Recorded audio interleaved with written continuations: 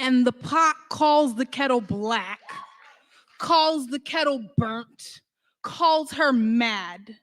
Kettle reminds the pot that we both been burned on the same stove, that the parts of our bodies that are layered in soot were scorched by the same hands. Kettle tells pot that she still boils water, holds the hot breath of a white man's tongue, endures the slow simmer of a white woman's allyship, and still, we make something beautiful. Pot calls the kettle wicked, and kettle says no, but says she's so magical she burned the hand of the last man who tried to pour himself a piece of her. Says she's so black she is everything, so black she is the beginning. She is the first thing someone finds home in when they wake up in the morning. Says ain't that what it means to be black? To have the world go up in flames around you and still be sanctuary for someone, saving men who lost themselves the night before, saving men who curse our names but forget his mama is made of steel too.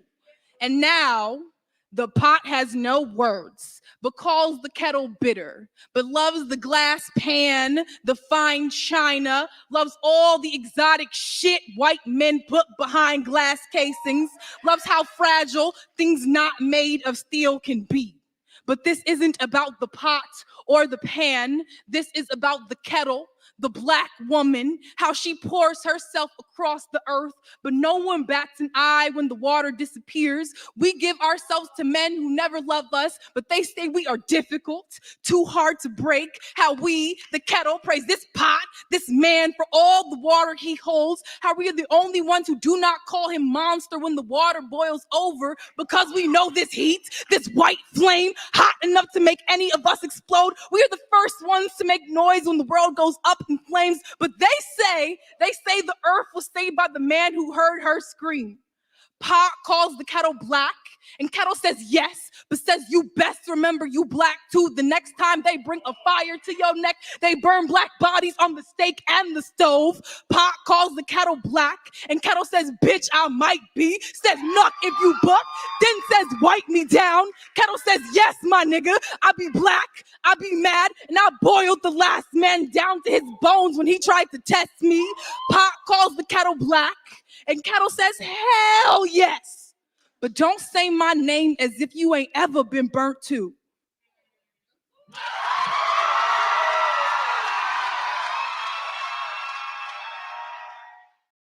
Hear me out. I have a very controversial thought, and a lot of people gonna come for me, call me, pick me, like, okay, whatever.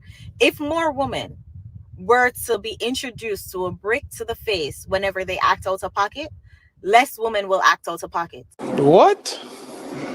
If more women were to be introduced to a brick to the face whenever they act out of pocket, less women will act out of pocket. Get your food! If you say one more thing, I'm gonna knock you out. Oh my God, I'll say one more thing, I'm gonna knock you out.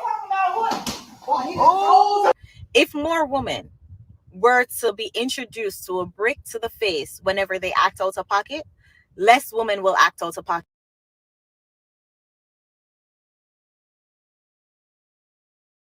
We are going to begin this evening with a vicious attack that again raises questions about the criminal justice system. If more women were to be introduced to a brick to the face whenever they act out of pocket, less women will act out of pocket. But because we know that we are covered by this societal norm that men shouldn't hit women, we feel as though we can provoke men. We can talk any kind of way. We can throw things at men. Look at Brittany Renner the other day, y'all. If this whole societal norm that men shouldn't hit women weren't around, and Brittany had thrown that water on the guy and she knew the consequences of that would have been a nice solid brick or fist to the face, I bet she wouldn't do it. 6:14 now. New disturbing details emerging this morning in the deadly shooting of a woman who police say was killed by a former University of Alabama basketball player. If more women were to be introduced to a brick to the face whenever they act out of pocket, less women will act out of pocket. Mother, DeCarla Cotton, a man approached her daughter and started flirting with her at the restaurant. Harris declined his advances, causing an altercation. Cotton says as her daughter and her boyfriend were leaving, a man shot multiple times into their vehicle. Harris's boyfriend fired back in defense. Authorities say Miles, along with the second suspect, are both charged with capital murder. but we walk around protected so we can be unruly, we can be uncivilized. But if more men were supposed to say, you know what, forget that, fist for fist, if you hit me, expect this fist or brick.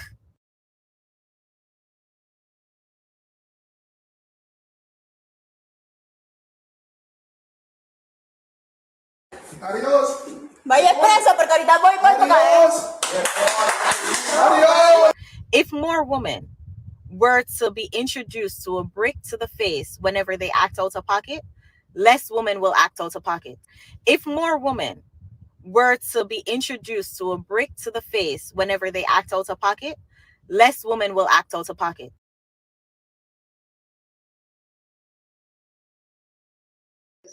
Next time you see a black man get unalived by a man of no color or officer bred, maybe we ought to start saying, you got what you deserve.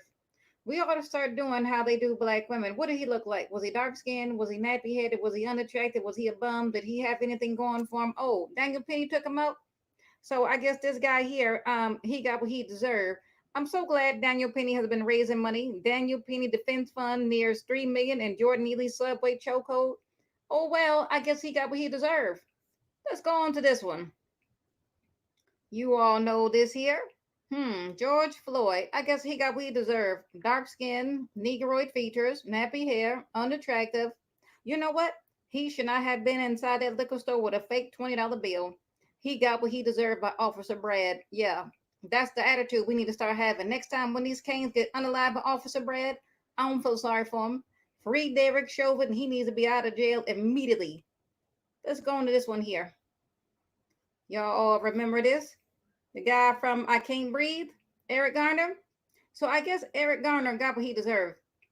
Eric Garner should not have had his big ass standing outside that liquor store selling cigarettes, them Lucy's, because he didn't have no money, no job, had a wife and a couple of kids and couldn't provide for any of them. So I guess when this Italian officer came up from behind and grabbed him in a chokehold and he passed out and couldn't breathe, I guess he got what he deserved. Oh, what did he look like? Oh, he was heavy set, dark skinned, didn't have nothing going for him. You know how the kings always say, well, what she look like? Was she light skinned? Was she dark skinned? Start doing the same thing to them that they do to you, black woman. Let me go on this one here.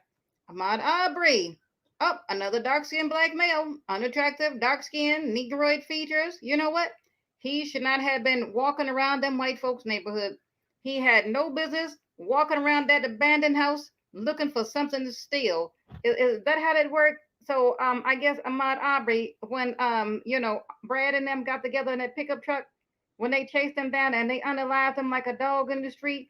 So I guess he got what he deserved, huh? Let's go on to this one here. Yeah, y'all remember this one here, George Zimmerman and Trayvon Martin. So I guess since Trayvon Martin was a dark-skinned little black boy, he got what he deserved. He should not have been walking through that neighborhood, even though his mother lived there in that neighborhood. So don't tell me, since he was a dark-skinned little black boy, he had some Skittles and a drink in his hand, and he had on the hood. He got what he deserved. Oh yeah, and on the autopsy, they said he had marijuana in his system. You know how they do black women? Oh, they angry, they violent, they masculine, they mean. So I guess Trayvon Martin got what he deserved, huh? I guess he shouldn't have been walking down the street. He should have kept his little young ass in the house. Is that how that worked? He should not have had that hood on because you know how these black males are so big, black, and scary. He should have been walking down the street with a three-piece suit on. Let's go on to this one here. This little young fella here, Tamir Rice, he should not have been playing outside with that little pop gun. So there's the video there. You know, he was walking around, he had a little toy gun. And of course, I'm sure it was a person of no color who called the cops and said, hey, it's a little black boy at the streets. He's walking around with a loaded weapon. They showed up and took this little boy out so quick. No questions were asked. Pop, pop, pop. That was the end of Tamir Rice. His family didn't get anything. There was no apology. Absolutely nothing happened. So I guess young Tamir Rice got what he deserved. He should not have been outside. You know what? His mama need to have her ass beat for having him outside. Where's his mama at? Because you know they blame black women for every goddamn thing. I believe that he was a foster care child. So where was his mother at? Don't tell me. His mama put the daddy at the house for welfare and then she stuck him in foster care. Is that how that worked? Because these kings love to sit around and make lies up on black women. Rodney King. Yeah, he's one of the first people ever caught on tape. They got the living daylights beat out of him. You know what? Rodney King got what he deserved. He should have cooperated with the cops. He should not have been driving in a little Hyundai. What did he look like? Dark skinned, unattractive. Oh, nappy hair. Oh, here we go again. But another black king got beat down by the cops. He got what he deserved. He should have been running from the police. He should have cooperated. So y'all all remember that infamous tape, March 3rd, 1991? Yeah. So I guess Rodney King got what he deserved. They should have beat him to death. And then this here is from the Angry Biracial. Once again, Kings desperately put together fake video to justify black women being assaulted with a brick. This is how they feel about you, black women. This is what they all think, the collective of most black males, and now go as far as to say hashtag all. This is how they feel about you. Nobody deserves to get hit in the face with a brick. This woman clearly made up a bunch of skits on her channel going around slapping people, and it was not real. She even said in the videos, it was in the disclaimer, these are just fictional acts. This isn't real. But when you get hit in the face with a brick like this by a king, oh, it's real. They will stand around and watch you get sexually assaulted, unalive, beat. I don't even think they would defend their own daughters because these are some cowardly kings. Cowardly kings. So next time, let me go to something right quick.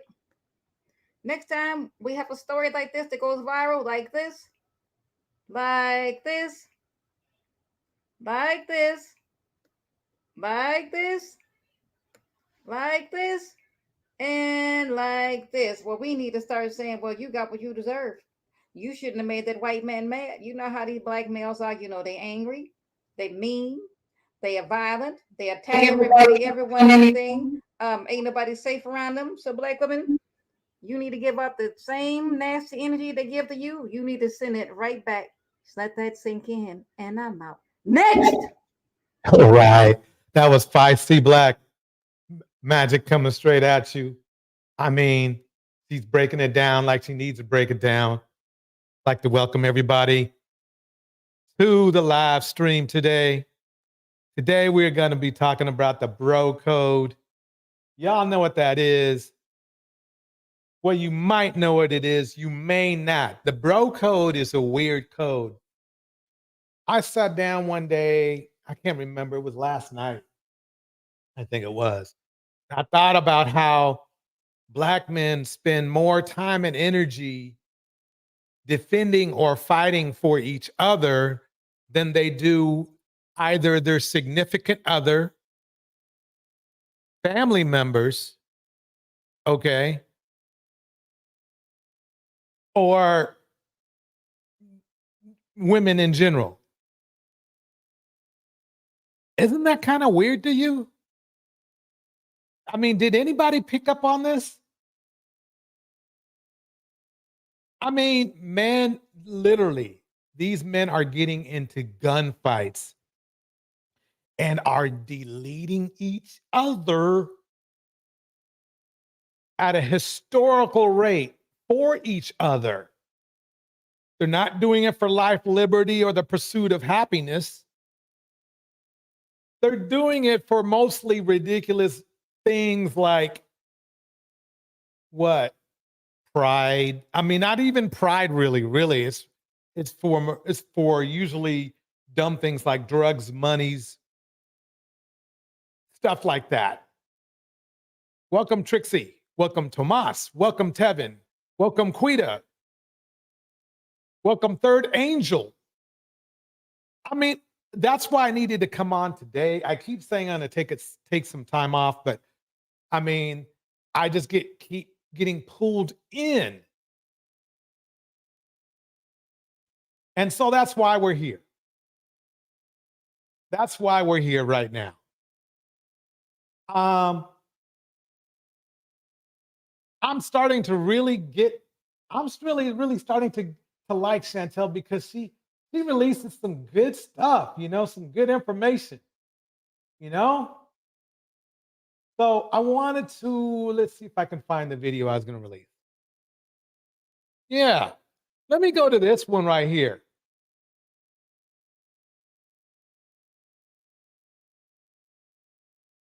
This is, this is my rendition. Wait, let me see if I can get this out of the way here. Hold on one second. I'm moving all these windows around. Okay, I'm using a different browser, so you got to bear with me. But check this out. Check this out. I'm gonna see if I did this video right. You can let me know. Wait. Click. Here we go. Realize simple concept. Like, for example, when a man is telling us to chill, that is a Okay, we want to get all of it. We want to give her our best chance, right? Here we go.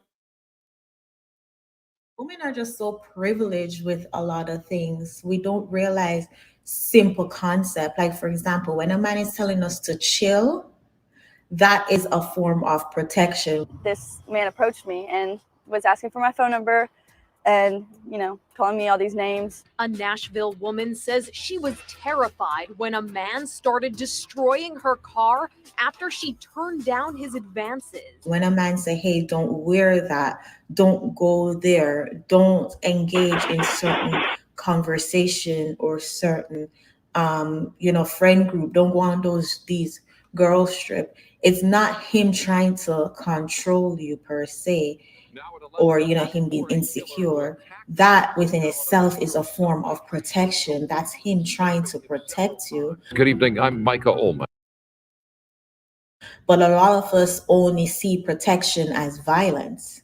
We only see protection in the aftermath when something do happen. Then he's supposed to come in and save us. We don't see it as he was trying to prevent something from happening. And I think once we realize that,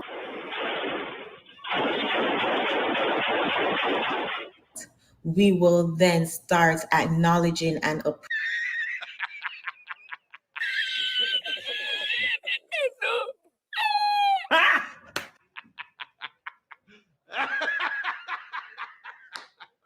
Really, nigga?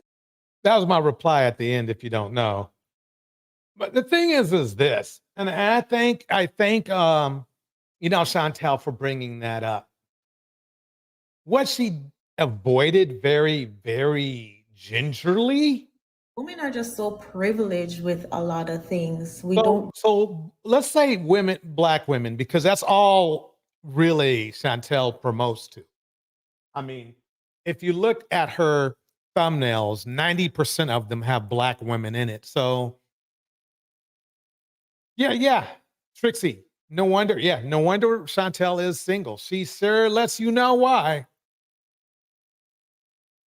I don't see. It's funny because she really sounds very masculine. I mean, her timbre is that of a woman, but words that come out of her mouth and the way she phrases things is very masculine.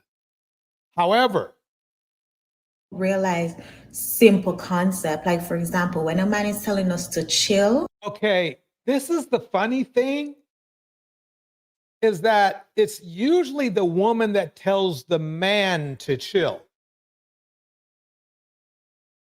It's usually the woman that is the logical part of the couple. As you can see, there's not one woman in this gas station dogfight. That is a form of protection. So what is the form of protection for?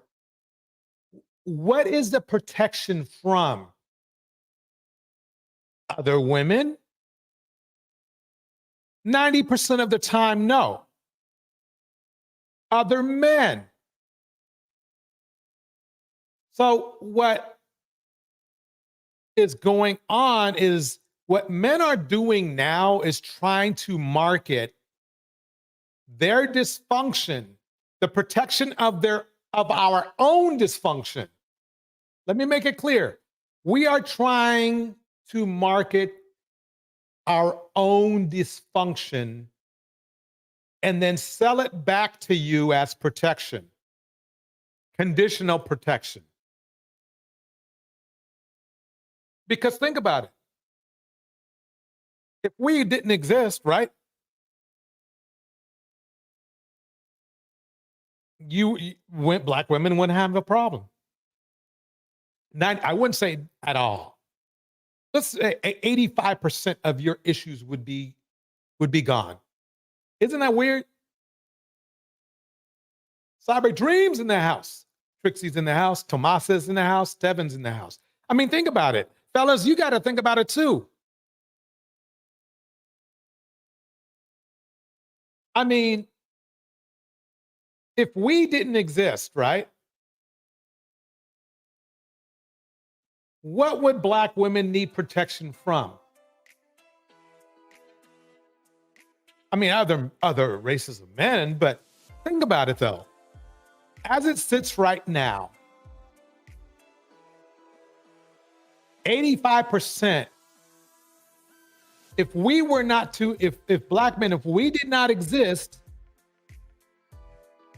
as it sits right now, 85% of Black women's safety problems would be gone.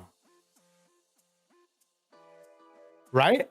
And get this, 90% of, if you were a good Black man and you were nonviolent, 90% your life expectancy would go up. So ultimately, that's why I find the Manosphere fraudulent. Because the Manosphere says, oh yeah, we're trying to improve the community. Well, some of them do. Most of them, really, quite honestly, the honest truth is they're not trying to improve the community. If they did, they would be out of business. But what the Manosphere trying to say is that the problem is Black women, even though if you took, if let's put it this way, Black men, when you get married and you want to leave the hood, right? Why are you leaving the hood? Because of Black women or because of Black men? You guessed it. You're leaving because of the violence, right? Who is committing most of the violence in the hood? You get another point. You can blame, indirectly blame, or make up whatever narration you want to. You can spew out some Kevin Samuels BS, but the bottom line is that the best way to fix the problem is fix the problem. The problem, really, quite honestly, the best way to fix the problem is fix the primary problem. And I know we hate looking in the mirror,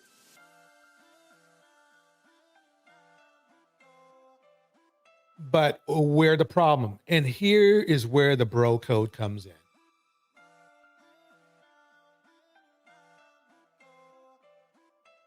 We are not helping things because of the bro code. You know who hit that woman with the brick. You know who committed XY crime. You know who did it. But there's a bro code, no snitching, so on and so forth. So all these crimes, even ones where there were people standing around, unless there's a camera around, go unsolved. So quite honestly, you could really, if you want to move the blame directly off of yourself, you can say it was because of the bro code. You know, you wanted to protect X person or Y person from the discrimination and all this other stuff. But you got to think about it. So remember the bro code, the bro code stuff like bros over hoes. Remember that one? Remember? Yeah, I know you do. So what if it lowers your value, right? So what? So what if all this crime in our communities is lowering the value of our own communities because you didn't want to, okay, fine. You didn't want to, step in while the crime was happening. Fine, right? Let me play Chantel's video again because it needs to be seen. It needs to be seen. I'm gonna mute it though because I just want you to watch what's going on in the background. Watch what's going on in the background of this video. She's talking about protection and all this shit. Meanwhile, where the bro code is going on in the background. Look at that. We have a temper problem. Watch this. Watch how this guy gets on this woman's car. See that? See these guys getting in a gunfight? Well, they're not protecting women, they're protecting each other. Isn't that weird? Feisty Black Tina in the house. Isn't that weird? They complain about protecting women, which would be, you know, gallant.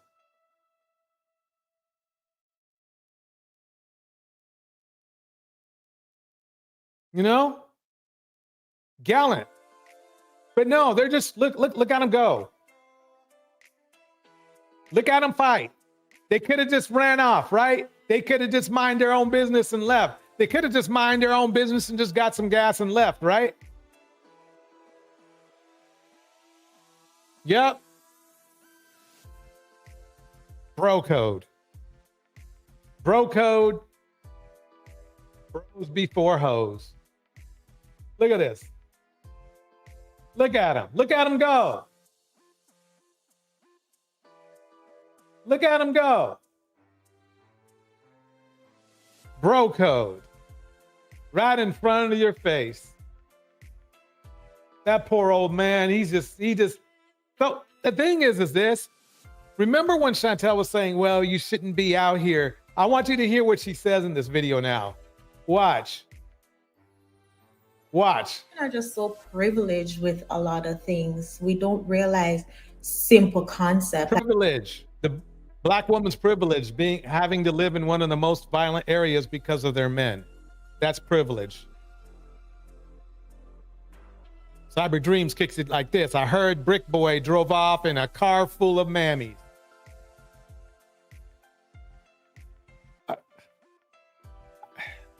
I believe it. It makes perfect sense, actually. Like, for example, when a man is telling us to chill, that is a form of protection. Usually, that is not a form of protection. Because usually men that are telling a woman to chill, the next thing that happens is he does something to her. Look at these guys, but she's not worried about these guys. Listen.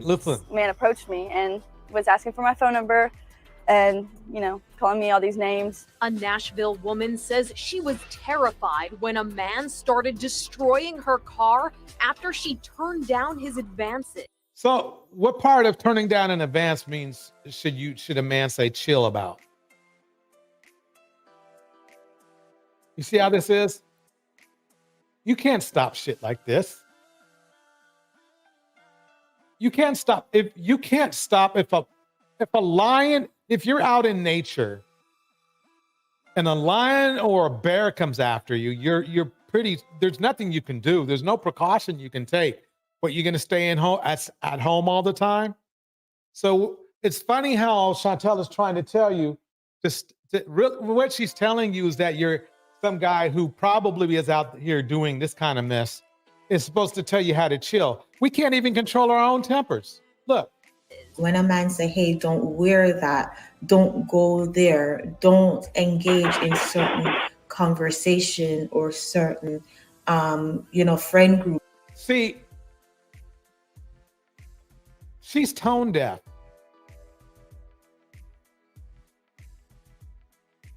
We're the ones causing the problem. Why isn't she saying, you guys, you need to chill? What Chantel should be saying is, something, fellas, I know I mammy it up pretty well here, but I think you guys need to really relax and chill and go home and tell your friends and your your brothers and your bros to relax and not have such a bad temper, because it scares Black women, and they don't trust you, and that's why you're ending up in my room here, my Chantel Simone room, because you guys are frustrated because of the Black women are scared of you now. And then Chantel didn't go, and I can't blame them, because you guys are acting really violent right now. You're putting my sisters down. This is what Chantel should be saying. You're putting my sisters down at a clip of almost 5, every 5 hours. I would be, and then Chantel should say, I would be scared too. But you know what she does for that money? She brings the lamb to the slaughter. Don't go on these girls trip. It's not him trying. She's worried about a girls trip. And these guys are, I guarantee you, for every girls trip, there's a gunfight. Let me repeat that in again. For every violence-free girls trip, there's a gunfight. You can look that up. I guarantee you, for every woman who takes a girls trip, there is at least one gunfight from their own men. And they're not protecting women. They're putting women at risk. Bro code. Bros before hoes. If Black men were protecting Black women, like Chantel is saying, they wouldn't be getting these women pregnant, right? Trying to control you per se, or him being insecure, that within itself is a form of. Yes, they are trying to control, and yes, they are insecure. She's literally telling you by telling you exactly how men are. Protection, that's him trying to protect you. Good evening, I'm Micah Ullman. But a lot of us only see protection as violence. Okay. We only see protection. All men.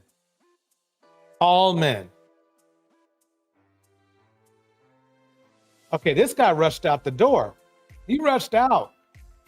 He would have been safest inside the building, or go out the back door and just keep running. No. Is he looking for safety? In the aftermath, when something do happen, then he's supposed to come in and save us. We don't see it as he was trying to prevent. Yeah. Ladies, these are the fellas that are supposed to protect you. Look at them go. Something from happening. Look at them go. And I think once we realize that, these are the guys that Chantel says is going to protect you. I guarantee you, here's another stat. There's probably been more instances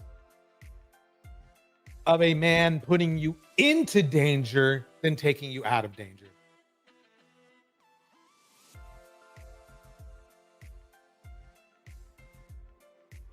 Bro code. They don't care about women. Women to these types of men, Manosphere men, these types of men are a menace to society. And Chantel wants you to date one of them. I guarantee you, if you went to her room and you went through all the guys and you went to their profiles, they would show you dysfunction. Charzay's in the house. It's good seeing you, Charzay. Let me keep this going.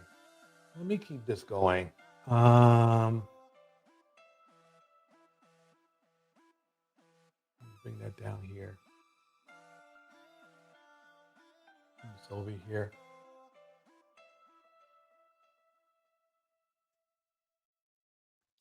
I mean, As a black man, I wish I could tell you I can endorse you to, to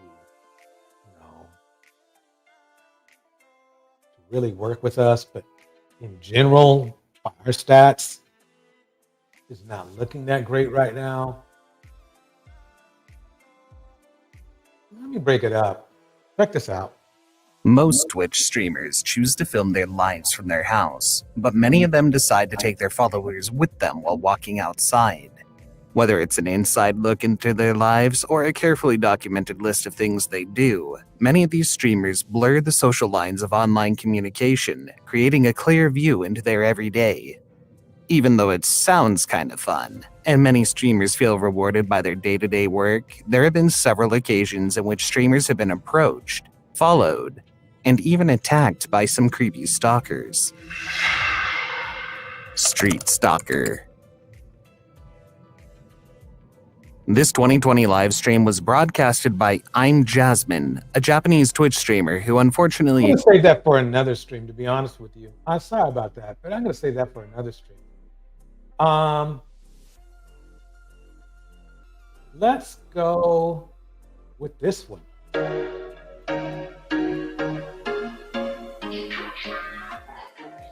Before we get into this video, trigger warning, sensitive video ahead, guys. And with that being said, let's get into this video. Welcome back to my channel. So we have a woman, a 59-year-old woman who was beaten by a stranger for simply not saying good morning. Wow. Let's get into the video. Boston police say what you just saw was a man attacking a woman because she did not say good morning to him. The two did not know each other, and now that man is under arrest. All right, Abby Niscoda is in Dorchester. So all those blamers out there, a woman's just minding her own business. I think she was working on her garden or something. What is she supposed to do? As soon as, do what, racist folks do, and just as soon as she sees a black man, just take off? Oh, you didn't think about that, right? Huh? You didn't think about that, did you? So are black women supposed to just kind of like model Caucasian women when it comes to safety now? Since, I mean, you guys already said you don't want to protect black women, right? Quite proudly, by the way. Though you saw the gunfights, right? You saw the gunfights and how those men were protecting each other to the death. So you have no problem with that. See, you have no problem with protection. It's just not for women. Not something you're getting unless you're getting something from her.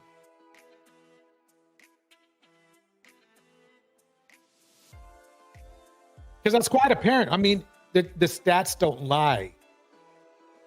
Usually men are shooting other men because of other men.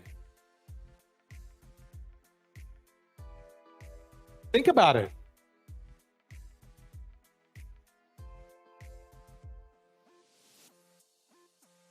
Men are shooting men because of other men.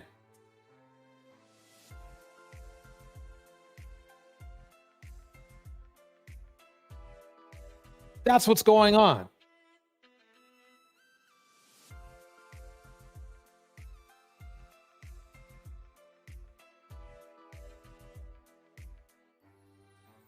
Hold on for 1 second. What's up, Multi? What's up, Torch? How you doing? Good. How you doing today? I'm doing well, thanks. And this will be brief, and I'm glad you brought me in. My question is, do you realize a lot of the rhetoric that you spew leads to the creation of more mulattoes and less blacks, even though you're... There you go. There you go again. There you go. Sorry I had to put you on mute. Hang in there. I'll bring you back up. But actually, believe it or not, I'm glad you're here. And the reason why is because the rhetoric that you just spewed is the exact rhetoric that white supremacists use. You remember the guy, the dude with I'm gonna bring you up, but you gotta stay on mute, okay? Remember that dude who went on Pearlie's show? What was his name? And see, you made me think about this because I wasn't really thinking about him. The guy who's both Latin, he's mixed with Latin. He's a mulatto like you. He's mixed with Latin and Italian. Oh, that's He's not a mixed with mulatto, Latin but yeah, I and know you're Italian. talking Let me about. finish. Yeah. He's mixed with Latin and Italian, and he has a race mixing issue as well, just like you. No, I don't have an like issue with it, you. brother. I don't have an issue. No, you do. It benefits me. It benefits me, brother. It does not benefit you, It though. benefits him too. The thing It doesn't is this. benefit you, though. No, there we go. I told you that. I told you not to interrupt me. If this is my fucking show. Like I was saying, okay? He wants the same thing you want, racial purity. No, I want racial mixing. I'm mixed, brother. You don't see my name? And then why My do name you is shut the Mulatto. hell up then? Then why No, do I'm you have a asking problem you. with my It doesn't rhetoric then? benefit you, brother. It doesn't No, benefit what you. is You're your black. problem with the rhetoric? You're not mixed. Check I me. don't care. And actually, you don't know. You're breeding yourself out. You don't know. Wait, here we go. I told you to keep it. Look, I'll put you in the back. You don't know what I'm mixed with or not mixed with. You just don't know. And the fact that you made an assumption makes you already wrong. The fact of the matter is, if you are fine and you are happy with racial mixing, then you shouldn't have a problem with me doing this. The problem we're mixed. I don't have a problem, brother. No. I'm not done yet. You know when a sentence is finished. If you went to school and you're intelligent, you know when somebody's done with their sentence or their argument. Okay? So as I was saying is this. You came on here, okay, to first you said, do you know that your rhetoric is endorsing racial mixing, making more mulattoes? Then you want to turn around and act like, oh yeah, well that sounds like to anybody in the chat that you are, let's say, less than happy with that situation. Otherwise, you just let it happen. Then you come back, either that or you're trying to insult me, which is the same to me, which is basically chop chop.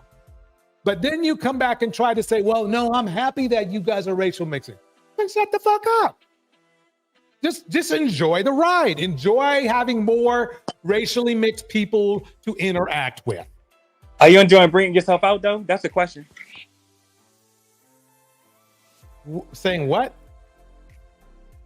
Are you enjoying breeding yourself out as blacks? That's the question. If breeding myself out breeds out violence, yes. Checkmate. Then more mulattoes, here we come. Yes, I agree. Yeah, then you know. It was going to happen anyway.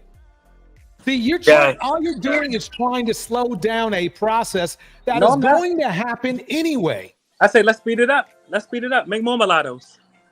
It benefits me. Perfect. Anything else? Well, if you have any more questions, I'm done. I don't. None. All right. Well, You peace, named family. everything. More You have a mulatto. good day, sir. Mulatto supremacy. You have a good day. He really what?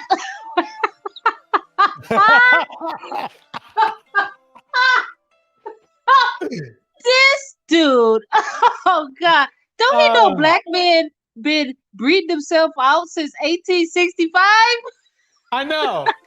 Oh God, woo! They're I thought I'd just upset. bring him up for some, I thought I'd just bring him up for entertainment, Listen, I am convinced this guy is not mixed. Remember when we was in school, the people used to they used to get them S curls and they used to lie. Oh yeah, I'm mixed. I'm Indian. I'm convinced this guy is black, blinkety black. Oh, Dude, man. he is a, what is the word for it? He is a walking, talking, breathing contradiction. He gets up here.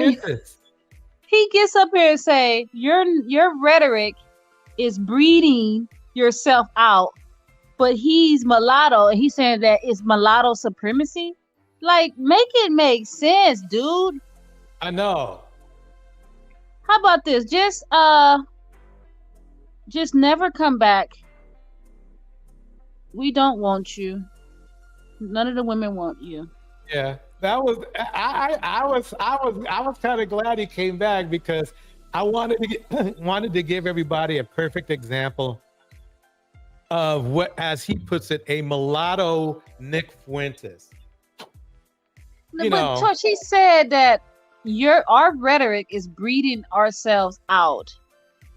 But he's mulatto and he's for the mulatto movement. Right. So wouldn't he support us divesting? Exactly. I told you, Torch, yesterday, these men have low IQ. And they're upset. I asked a white male,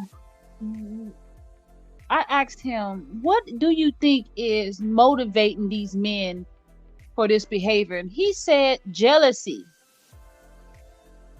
They are jealous of us, ladies. I believe it.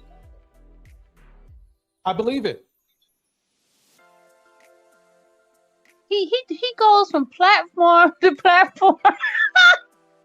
This dude is, he's beyond lame. He's like he's a sewer dweller. You know, the sad part is there's many men like him.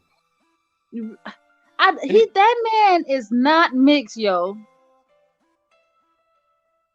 He's not. I mean, Trixie says this, oh my God, not another bad-ish crazy head African guy. I know. He's so confusing. Trixie thinks he's Pan-African. I swear. I mean, the thing is this. That he don't even know science. In 2023, none of us are pure in America. We all have European blood in us. Mm-hmm. It might be a small percentage, but we all have it in us. Right. Can't make this shit up. Not a bit. I mean, I'm still glad. I wanted to show everybody how Manosphere men thought, and we could do it real time with him.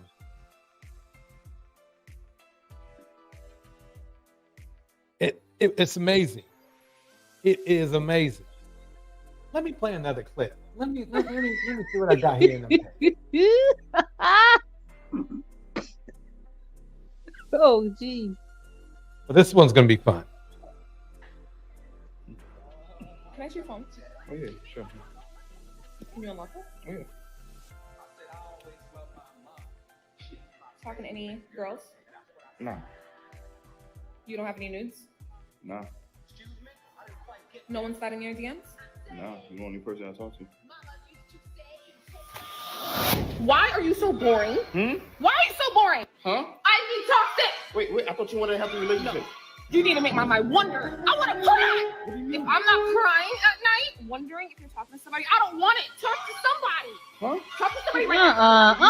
I disapprove this message. Yeah, that one was blind. Let's go to another one. That one's kind of dumb.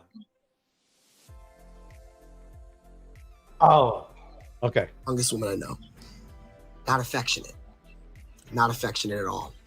My mom, I've never really seen my mom kiss my father. I've never seen them hold hands. And I grew up in the 80s and 90s where rom-coms and movies like Say Anything, and I just wanted romance. I wanted the long walk on the beach. And I never saw that at home. And when I did see it, I saw it with the white girl. Hey, y'all. I'm going to let y'all know something since we're family now, okay? Do y'all know one thing that really grinds? with this sugary sound. Did he sound sugary to you? These people be making these videos out of thin air, Torch. Yeah. They do. They do. Let's play him again. No. This woman I know. Wait, I know he can. It's only for a second. Here we go. Not affectionate. Not affectionate at all. My mom, I've never really seen my mom kiss my father. I've never seen them hold hands. And I grew up in... Oh, he's blaming that all on his mom. Yeah, his chin is not affectionate. He gonna go in for the kiss and cut you, ladies. Oh my. You know, that's like people saying, oh, I got ops. I got haters. This dude, oh. This is silly, Willie. Let's see what Protect Black Women wants to say about this guy. Here Let y'all know something since we're family now, okay? Do y'all know one thing that really grinds my gears? It is fake honesty or saying something that's really disrespectful, but the person will try to dress it up and make it seem like it's not disrespectful, what they're doing, but in reality, that's exactly what they're doing. Now, I didn't deep dive into this man's page, so I don't know everything that he has going on. Fake experiences. But I know that these dudes got fake experiences, fake results. Saw a video of him trying to justify being supposedly pro-black and having a white woman and putting white women on a pedestal and et cetera, et cetera. And his whole point that he was trying to make is that since his mother wasn't outwardly affectionate with his father, and he saw Zach and Kelly on Saved by the Bell, and they were white and in love, that he knew that he wanted love. And he could only get that love from a white woman. And you know what? That's a crock of BS. I'm just going to call a spade a spade. Now, I'm going to keep it real. I don't really care what this whitewashed black man wants. I really don't. Like, if he wants a white woman and he thinks that having a white woman is going to get him love everlasting, then I say, do you? Do you, brother? The only issue that I have with him is his BS cop-out that TV brainwashed him into thinking that a black woman was not capable of loving him. Now, he saw his mom with his dad, regardless of whether they were affectionate or not. He had to know that they were being affectionate at some point by the mere fact that he's existing. So that means that they were affectionate. You feel me? And my thing is that he is openly saying that he was so easily brainwashed by a TV show like Saved by the Bell and also romantic comedies featuring white people that they made him believe that black women were incapable of showing him love or loving him. And to be honest with you, that's completely insane. That That's nigga really ain't never seen the Cosby epitome Show. of I know. Good point. Wait, repeat that. You got to say that one more time. That nigga never seen the Cosby Show. Bill Cosby loved Felicia. Straight up. I mean, see, that's why I think he was just being outright disingenuous. It seems like maybe that's a bigger part of these men's issue is that they seem to have an issue with their mom more than anything. Maybe that's their issue with women. Women are the easy way to blame life on. Right. For men that are on the bottom. Women, we don't blame anyone. We just learn our lessons, heal our wounds, heal our scars, and keep it pushing. Right. He really didn't sound like he was straight to me anyway. I'm not saying that's a bad thing. I mean, he has his options, but he didn't sound straight to me. What made him get up in that day? So I'm gonna get up in the morning and just make this fairy tale video. I guess he thought, I mean, I think, you know what I think? I think that people are trying to use their commentary, coming from them, by the way, as therapy for themselves. Are they just showing us how narcissistic they really are? Boom. See, a narc would make up a whole thesis statement. Mm-hmm. Yep. Let me keep playing a little bit more of this. Lying to himself and others, because I do believe that he's lying. I just wish that Me too, he girl. would admit that he was a stereotype of a black man. What do I mean by that? He is the type of black man that runs after white women and puts them on a pedestal. And I really feel like there are so many men like him that get on these apps, and instead of being honest about their choices and why they made those choices, they would like to just put the blame on black women. Instead of admitting like, hey, I do believe that the white woman is a god or something to be treasured and something to be put on a pedestal. And that getting a white woman to me is the closest thing to being a white man that I will ever get.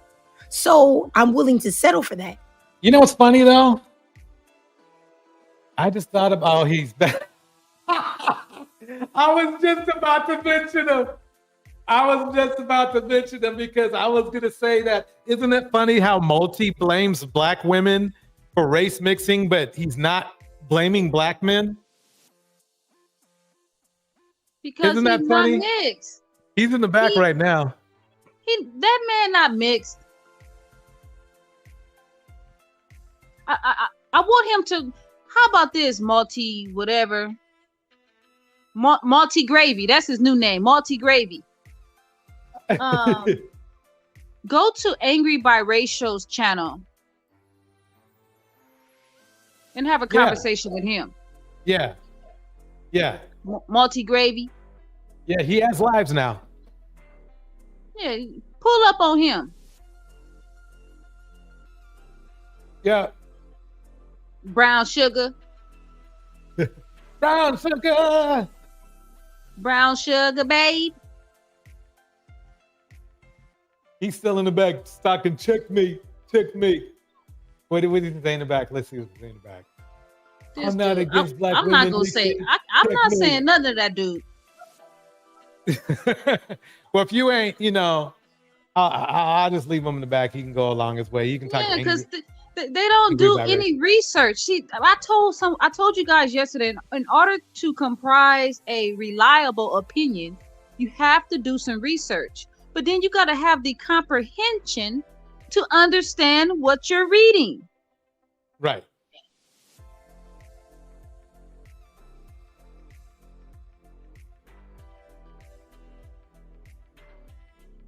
And I really believe that that's what these men are thinking. They are completely buck broken and brainwashed into thinking that the thing to be is a white man. And they know that they can't be that. So they do the best that they can to attain some type of white adjacency. If that's a word even. White adjacent, okay? And I really feel like that's sad. And I don't know. The reason why I decided to make this video is because I didn't see any black women in his comments challenging him. All I saw was them congratulating him on his honesty and vulnerability. And I'm like, what? Are you kidding me? Because this man is as fake as a $3 bill, remember okay? I told you about Circle Talk. Yeah. They appear to be transparent and honest. But it's a straight up lie. Exactly. It is. Promise you, if a black woman said that all I saw was black men being thugs on TV, I saw them in Boys in the Hood and Menace to Society, and they were talking about in songs about how hoes ain't loyal, and they were being so misogynistic in all of these rap songs, that I just decided not to choose these violent, dangerous, misogynistic Negroes because of what I saw on the TV and the music. And I decided that white men would be way more loving and respectful. I'm going to tell you right now, all hell would break loose. Truthfully. But you know what? And nobody would give her any grace either. Not black men, not black women, not anybody. But you know what? I digress. I don't even want to discuss this weird man too much. I just saw his video. And we got a weird man in the back. You know what? Let him up, because I want to ask him something. Okay. Let Multi Gravy up. Come on, Multi Gravy. Okay, Multi Gravy. I'm gonna let you up, but if we if we need to tell you to stop, then I'm putting you in the back. Well, we know you're gonna put me in the back, but Todd, why you say I'm against black women race mixing? I encourage it. It makes more of me, brother. I'm a mulatto. I encourage you all to keep race mixing. I said that more than once, Then brother. you're in the right place. Clearly, brother, but y'all want to be antagonistic against me. No, you're just All right. you're an antagonistic type of person. I'm literally not. We can rewind the tape. I never antagonize anyone. But sis, I'm listening to your question. We can't rewind a live stream. Well, look, I can cut the clip up and play it for you. I'll cut the clip up myself.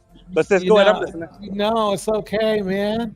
All right, it's all love. I know. Go ahead, sis. Why are you getting so upset? I'm not Calm mad, down. brother. I'm literally laughing. No, you But sound hyper. You're man. projecting. You're projecting, You brother. sound hyper. So- I don't need All right, to sis. project. I'm listening, sis. You remember what your opening statement was, right?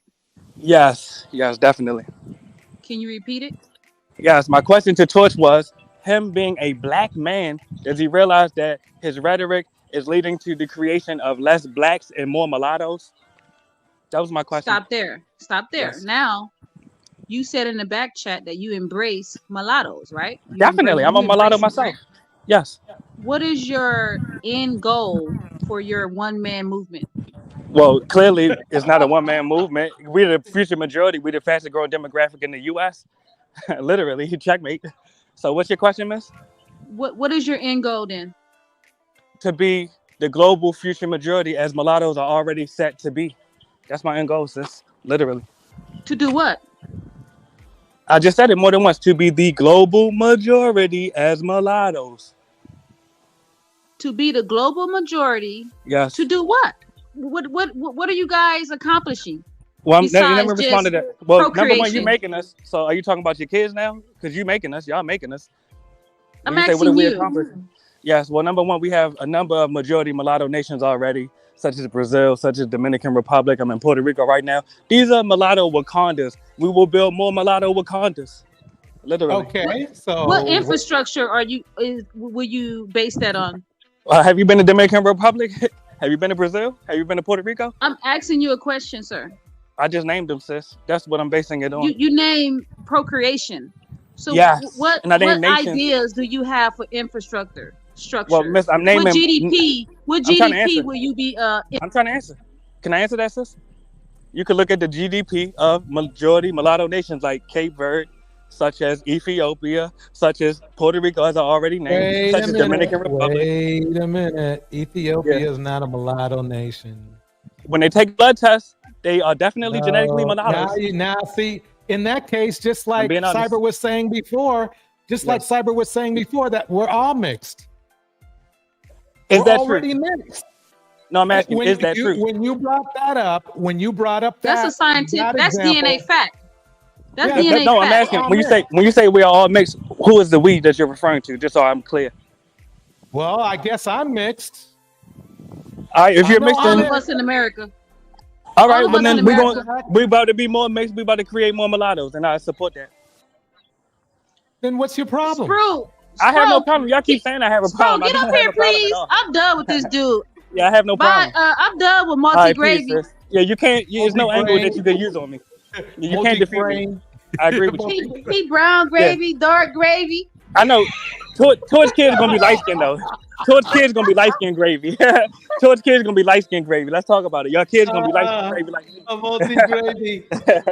You know, your kids gonna be light skinned gravy like me. I think by your speech pattern, you really sound like you have taken More projection. something All right, go you ahead. More shouldn't projection. take. All right, more projection, brother. I'm listening.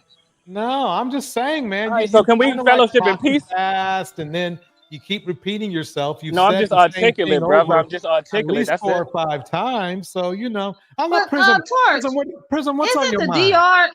Aren't DR and Colombia? Aren't them poor nations over there? Very dirt poor. In the U.S., let me respond. Is the African American community in the U.S. not poor? Is the African American community in the U.S. not Hey, poor? compared Checkmate. to them, we Checkmate. living rich. That's why they're taking your community over, right? Checkmate. Yep, Latinos are taking your community over because they think you're rich. Checkmate You're is right. when you win, not when Won. you The lose. Latinos won. They took over your Compared community. to what you said, we Yes. living rich. Yeah.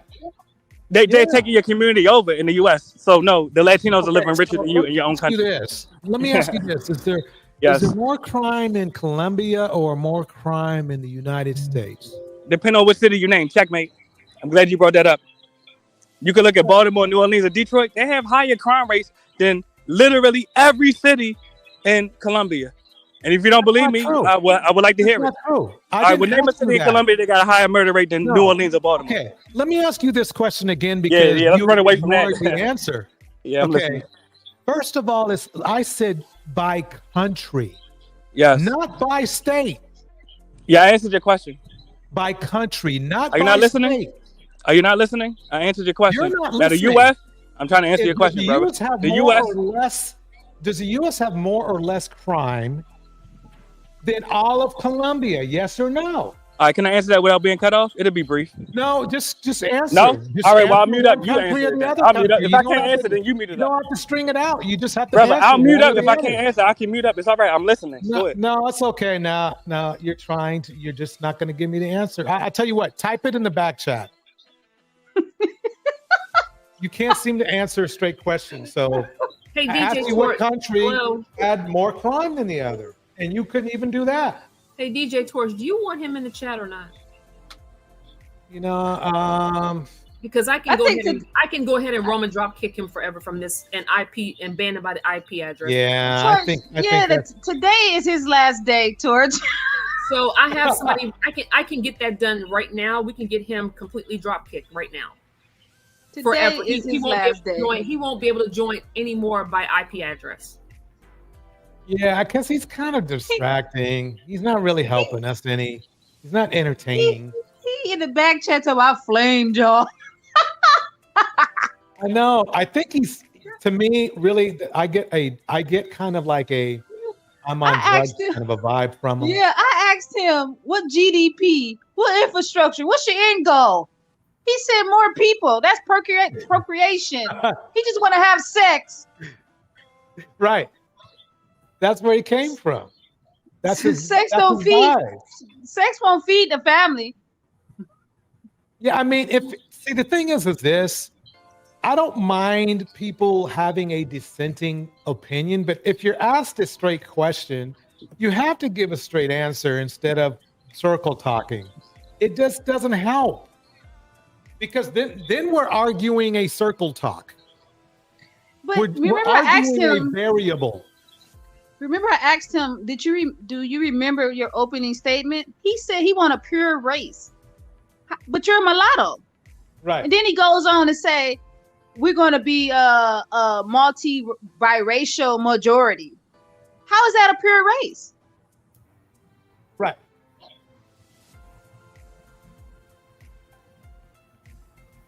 I like my showers. I like my irrigation. I like to be able to go to any grocery store I want. I like my electricity, sir. Okay, let's see here. Okay, put a 1 in the chat if this is his last day, because I think this is like number 10. I remember he used to come up with Gemini. Oh, she used to Sparta shoot him. Put a 1 in the chat if this is this man's Marty Gravy's last day. We're gonna do a vote. We got a democracy over here. What we got here?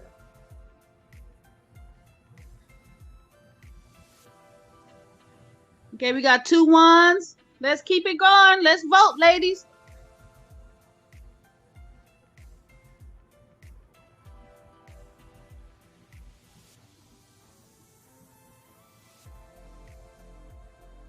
I'm gonna put my 1 in the chat. Okay, so this is what we have here. I asked him which country had more crime. Let's go with homicide rates because that's really the most important. In the United States, we have a homicide rate of 6.81. A 6.02 increase. So it's not good that it's going up. Okay. So we're looking at 6.81. In Colombia, it's 26.8. 6.8 times 26.8. Them all the ones that's reported. Yeah. So checkmate. Checkmate. Okay, Torch, the vote is coming in. A lot of ones. A lot of ones. A lot of ones. Miss RV, it's good seeing you again. By the way, everybody, Miss RV gave me a lot of the videos you're seeing tonight, content that she helped me with. Right on, Yep. right on. Yep. So checkmate. Checkmate. So how can y'all do that? How can y'all ban this multi gravy guy? Oh, that's easy. I'll let Prism handle it. She's got it. But yeah, so anyway, I thought that was really interesting though. See, that's why he didn't want to answer my question straight up. That's why he didn't want to answer mine. Not only is the homicide rate higher. Hey, DJ Torch, please ban him Okay. right now. I don't want. Yeah. Why are we having a conversation with him? Yeah, he's gone. All right. Moving on, Yeah. moving on. Yeah, We were we're having not- fun we're with not- these we're not- videos. We're not doing this no more because like this is a waste of time. We're trying to have a conversation, and every time you turn around, first it was like what was the name? Cyber Dream. What Pesos is a crank dealer? Mm-hmm. Something like that. Jack Yeah. something Macy. I removed him ASAP. Yeah, that's another one of them Marquise accounts, and that dude right there, like Sproul said, he's a troll. He's just trolling and stuff. We're not having any more conversation. It just kind of just segues away from what we need to talk about. We need to get these Negroes out of here as quickly as possible and move on. Sounds like a plan to me. All right, let's go on to the next segment. The next segment of Bro Code is about the value of Black men for Black women. The key is that, to me, in my opinion, after all the studies I've done, I haven't seen anything that the Manosphere has said that would increase the value of Black men to Black women. I do, however, see a trend where Black men are a higher value to other Black men. Yes. My theory is this: though these men might claim to be heterosexual and might be living a heterosexual life physically, emotionally, they give more emotional effort, desire, and protection to their fellow man. I know it sounds weird. But I thought about it, said, these guys, they will die in a gunfight with each other. Think about that. They will die in gunfights with each other. What's that word? Erotic, something like that? Homoerotic, homo-romantic. But it's heteroerotic or something like that. I don't know. Something weird. It's still weird though. It's a term for that. So I really think the Black Manosphere is reinforcing this phenomena. Bros before hoes. He's still typing in the back chat. I don't know how he can though. Maybe he has to leave completely. But no, I banned him. He just probably can't come back in. But he can keep. So he's gonna stay in. That was the last message about 4 minutes ago. Oh, okay, yeah. Got it. But I mean, what are your thoughts on that? What are your thoughts on my theory? You can shoot a hole through it, but I just think it's kind of weird. I like the theory, so I'm gonna suggest the ladies to. I just found out about another book. It's called "Is Marriage for White People?" It's a must buy. Must buy it. I will have it in like 2 weeks. So, I mean, yeah. Marquis has homies over hoes. Yeah. I mean, I don't hear that. When I was growing up in a completely, non-black area, like there was one more other black family in this area, and it was a big area. Okay. I never saw those people, their men, putting their women, girlfriends or wives, over other men. I never did.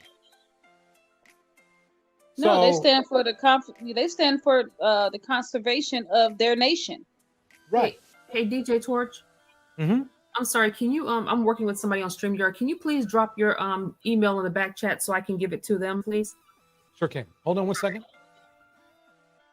Yeah, I think we should buy the book, Torch, and then we should come back to your theory. It sounds like an amazing idea. Yeah, we need to come back to your theory because your theory has it's an umbrella of other stuff. So I think the book would be a great tool to come back and go through your theory with the ladies. I mean, let me put on some Kevin Samuels so maybe you can see what I'm speaking on. Where is it? I kind of threw together.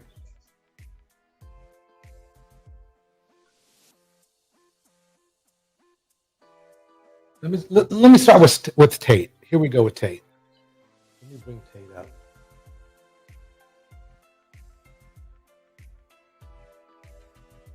Why do men cheat?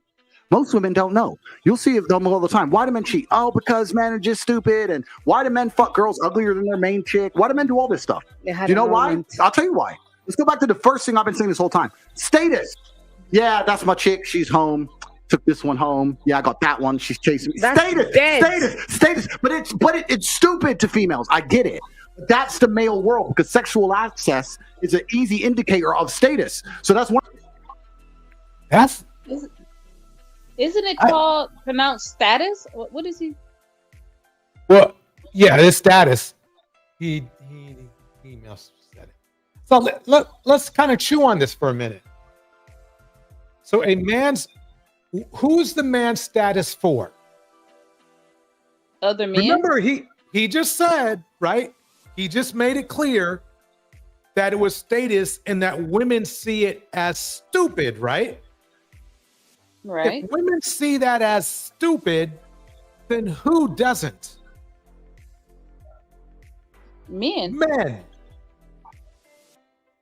Bros before 304s. The bro code again.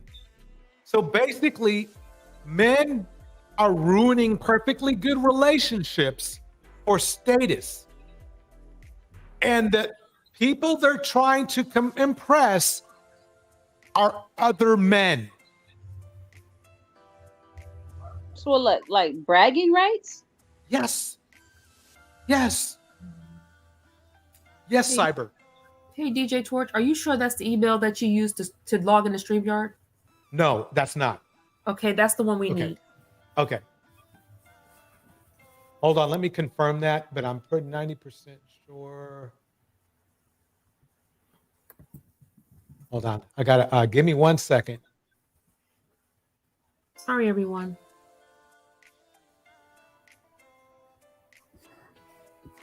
You guys don't what's it called? Recognates? Yeah, we back here.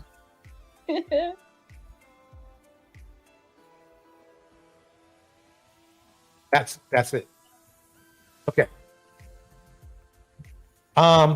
This is important to me because this is important in life, and it's important for women to understand this. Because if you're with a guy who believes in this, there is no way he is going to be loyal to you. You're not valuable enough not because you aren't valuable, but to him, you are not. I mean, you got to let this sink in here. He's literally telling on his bros. And I'm about to confirm he is not the only one who thinks like this. So basically, men are trying to impress other men. You know what's weird about this dynamic, though? This isn't just for every. This is not for every culture. Asian men don't think like this. A large portion of Caucasian men don't think like this. Yeah, because they too busy building up their nation. Yeah. He's pandering to black men. Yes. He don't even believe it. I don't think he does. I mean, think about it. And as a black man, don't get mad at me. What you should do is, if you have this vibe in you, okay, to cheat, understand that it might be because you're trying to impress your fellow men. Hey, DJ Torch, can we access the back screen, please? Can we access the StreamYard, please? Yes. Thank you. So this all just smoke and mirrors, Torch. But it's a very important smoke and mirrors, because this is basically how the majority of men in our community run. So if we can't fix this problem, which I'm going to ask you next, whether it's fixable, if we can't fix this problem, what should the other gender do? Does that make sense? I don't think they can fix it because they don't know how the world works or how the world is run. The problem is that if men see cheating as valuable, or as you'll see soon, as multiple women as a type of status, that is irreparable. Yeah, it's more valuable than resources. It's more valuable than medical facilities. It's more valuable than having a navy. It's more valuable than an army. It's more valuable than financial institutions. It's more valuable than infrastructure. Okay, Spro brought up a good argument.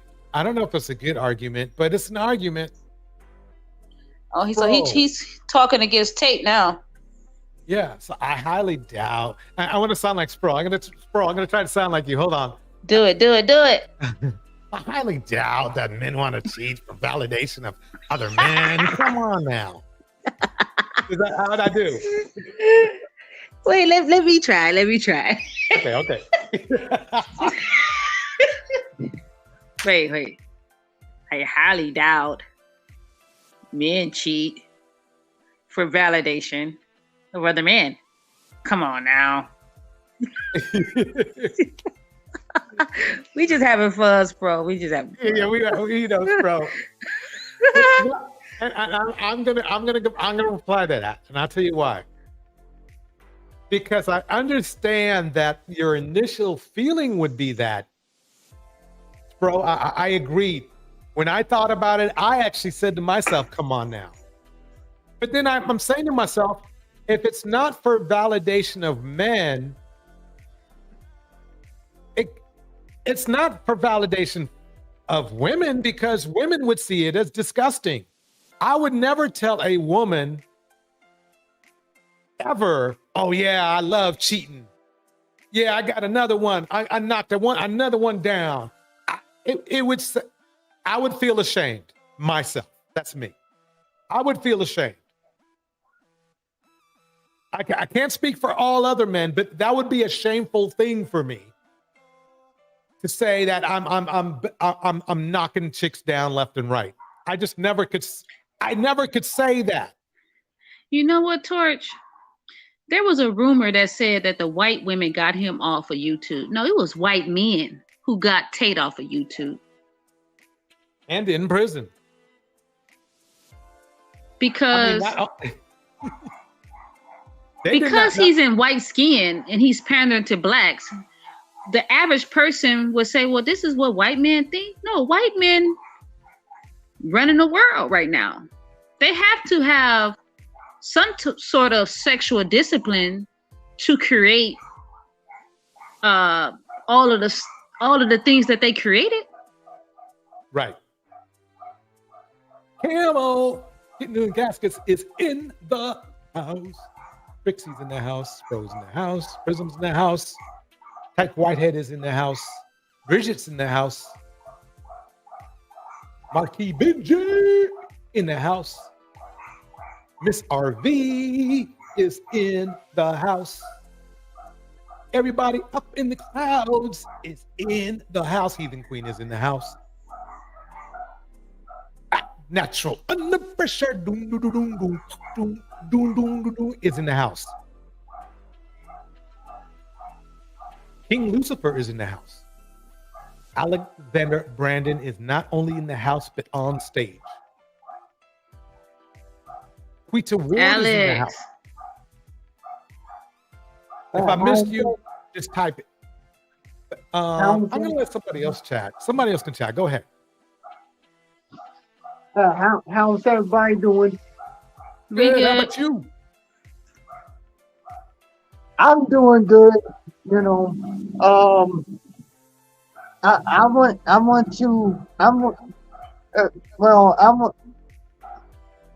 did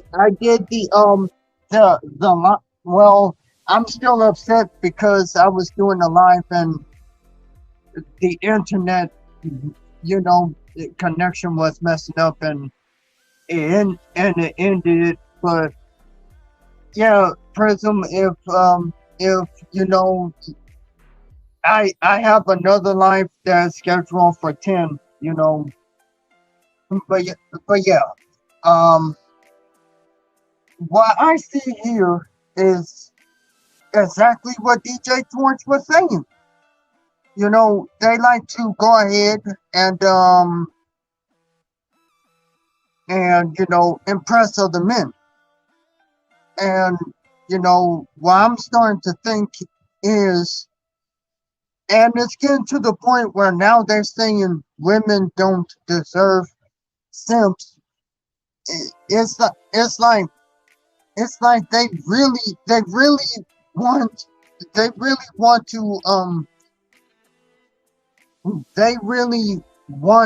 to you know, be pimps now, and you know, it's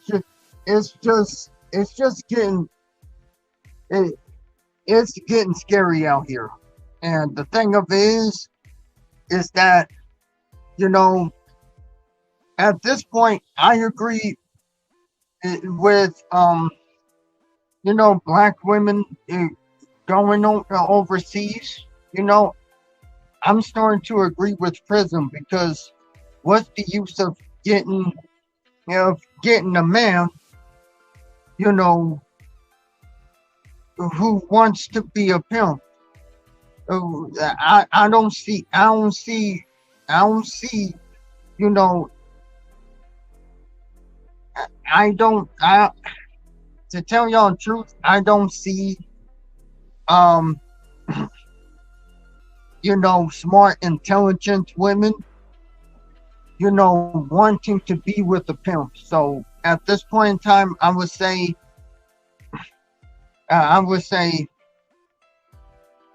you know, I know that, you know, here in America, you know, there are men who don't think this way, but it's like the men who listens to stuff like what you have on the screen, DJ, it's like they're the majority as of right now. Wait, Torch. It is homoerotic. Because if these men are heterosexual and they're impressing other men, this is why we see all the latest scandals of these preachers, and then their boyfriends are ousting them out.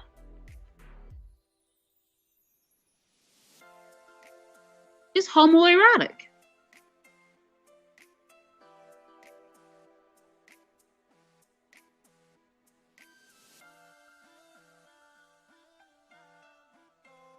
Well, Alex, I got a nickname for you. It's called the Receipt Man, King of Receipts. Keep those receipts coming. We're gonna need them. Okay, I will.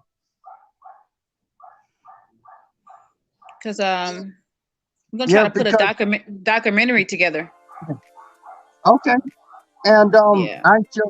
I uploaded the video that I was talking about on the live in last night. The one again, and yes, it's private.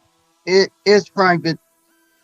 But yeah, yeah, you know. Yeah, I was trying to catch it. How, if it's private, how can like someone like myself view it if it's private? Or you could type it in the back chat. You don't gotta say it. Yeah, yeah. Again, I apologize for that. But yeah, at the end of the day, it's like I'm starting to believe this I'm starting to believe in what DJ Torch was saying as well. And yeah. And okay. you know, wait, give me 1 second with Spro real quick. Spro, right. So believe it or not, Spro, after some thought, I think, believe it or not, I think I'm going to,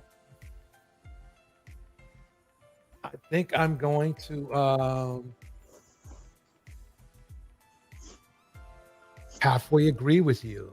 I think it's not only because men cheat for a lot of reasons. I mean, let's look at Jackson, but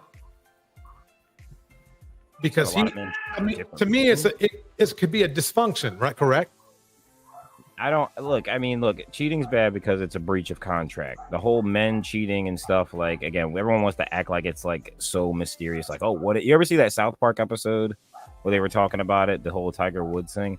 It's the same thing. It's like everyone likes to talk about like, oh, what makes men cheat? Why are men cheating on their wives? Why are men with a lot of money, with access to women, cheating on their wives? And it's like, dude, because they want to have sex with a lot of women. That's why. It's no deeper than that. Maybe there is some, like, oh yeah, bro, I got with like this many girls, but like a lot of people grow out of that as they get older. Even older men that womanize, they grow out of that. They really don't care. It is not anything deeper. It is not anything deeper than that. In Manosphere, guys like to say it because for the people that mostly watch them, they don't live that life. So for them, it's escapism. It's fantasy in a way. So they like to live through them in a sense. So it sounds cool. It's no deeper than that. It's not anything else. Also, to address the whole, oh, well, all these niggas is gay. Also, that's just like funny. It's laughable. No. I got to stop you right women. there. We're not saying they're gay in the sense of being gay. There's nothing. Wait, Spro, let me finish. What we're saying is that they have an infatuation to impress each other to the point where unconsciously they're trying to be in a relationship more so with a man than they do women. The men in like the Manosphere and like those kind of communities, they really are tight knit because like a lot of them are broken men or lost men, so they found community and fellowship with other people that feel the same way. So you're gonna see that with any right, but wouldn't you say that they're closer? In that case, they are closer. Yeah, but you could say that about any like, whether it be an internet group or like people that share like a common goal or like because belief. Think about it like this, bro. When women leave, when these women in this chat leave this chat, they might be going home to husbands, they might be going out with boyfriends, they might be dating men, but these men, they're not having that same experience. They're not putting their all into the men that they're with, the women that they're with. They're just not, because the Manosphere doesn't practice that. The Manosphere talks about using women more so for options or for use of something like cooking me dinner, you know, Again, being that stuff submissive and that doing stuff what I want to sounds do. cool. It's Women because don't that stuff want sounds men cool. to be submissive. Women want men to be good. Yeah, and trust me, the guys in the Manosphere, again, they don't say it. It's because, again, it's camp. It sells. It sounds cool. So that's what they say. Most of them, I kind of said this the other day on I think it was a Amiri's panel or whatever, where it's like everyone knows, like if you, this goes for men and women. If you get with someone that you really, really like fuck with and bangs with, all that stuff that like you hear men and women complain about the other one never doing, those people, you're gonna automatically do it, even if you've never done that with someone. If you really like that person, like, so like when guys are like, oh, they basically want like a Stepford wife, you meet a woman that really likes you, she will probably start acting like that. The women, if you want this big macho leader, I mean, usually for men and women it's a little different. Usually the guys kind of already like that, but like if the guy really likes her, like he's gonna be on this square and he's not gonna be worried about it. So like everyone does, like the problem is, and the same thing goes for the women that are complaining about the men. People are upset that the people that they probably wouldn't mind getting with are either terrible people or they don't have what the other one wants, even if they're bad, shallow things. And that's what it is, because the Manosphere guys complain all day about the kind of women that they constantly either get with or give money to or like thirst over. And then women, like day after day, like the other day when the brother was on the panel, he said, like on his way out, I mean, I loved how he communicated everything, but something that stood out, he had said, he was like, trust me, he's like, I know it's hard. He's like, I got two sisters that, you know, they like ain't shit niggas. And one of the sisters like took that to heart, like he was talking about all women. He was like, no, like you misunderstand me. They do. So like I understand.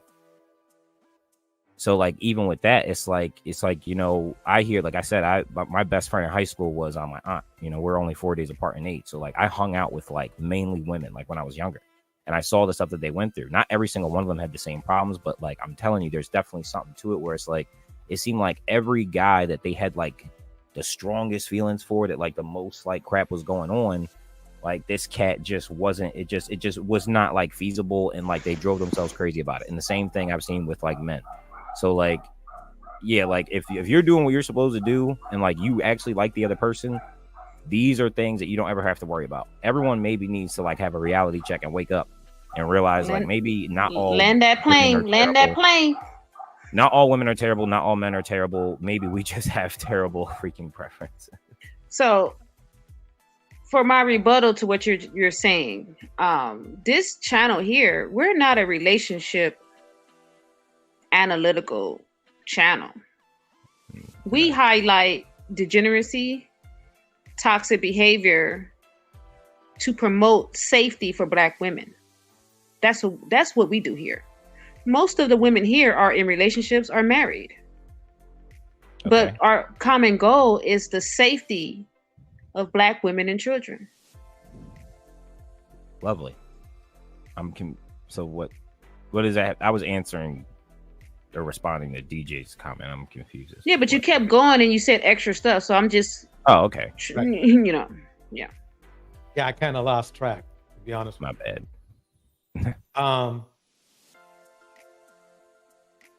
The point of the matter is that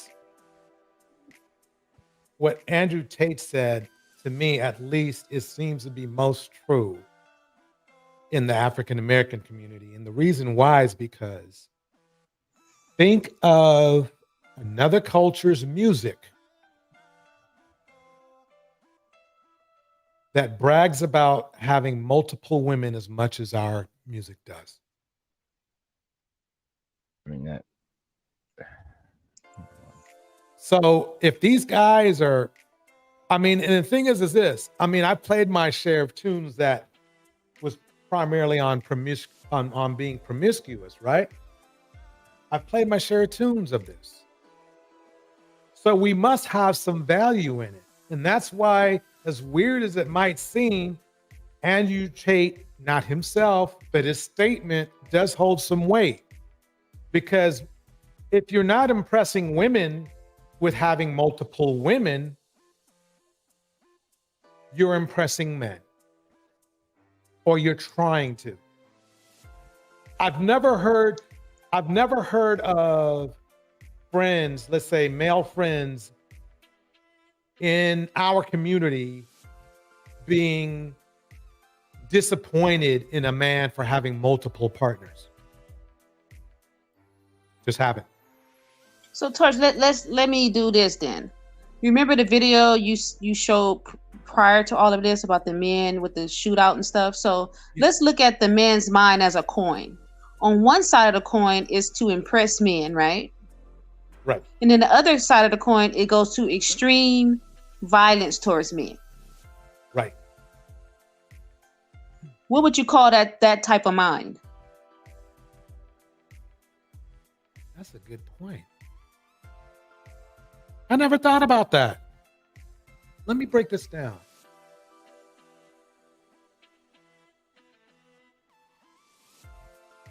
Well, highly emotional for one.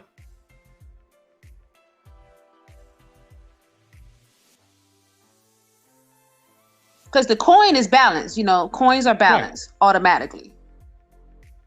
So on one side of the coin, you have the homoerotic, whatever you want to call it. I think it's homoerotic for men to brag and give details to other men about their status of sexual exploits, right? But then you flip the other coin. Let her finish. Let her finish, bro. Let her finish. Then you flip the other coin, right? Talk to him. You flip the other coin, and it's extreme violence. They go. They trying to prove who the best killer, who the best fighter. Am I making sense? Yeah, you are. Quite honestly, I don't know how to compute that. I mean, the thing is that it seems like to go from one extreme to the other. I mean, that's called bipolar. Yeah, you're right. That is bipolar. At least in that group, in a group term, you are correct. And let me try to explain the homoerotic theory. This is just a theory. I'm not putting badges on these men. But I don't understand, like when women, we talk about our dudes, but we're not going into details like, oh, he put it in this way. It looked like this. It felt like that. We don't do things like that. But these men do. Right. And see, I was hitting it like this. I was hitting it like that. Why would you tell another man your stroking experiences? Right. You're trying to impress him. That's homoerotic to me. Yeah. So I'll let Fruit tackle that.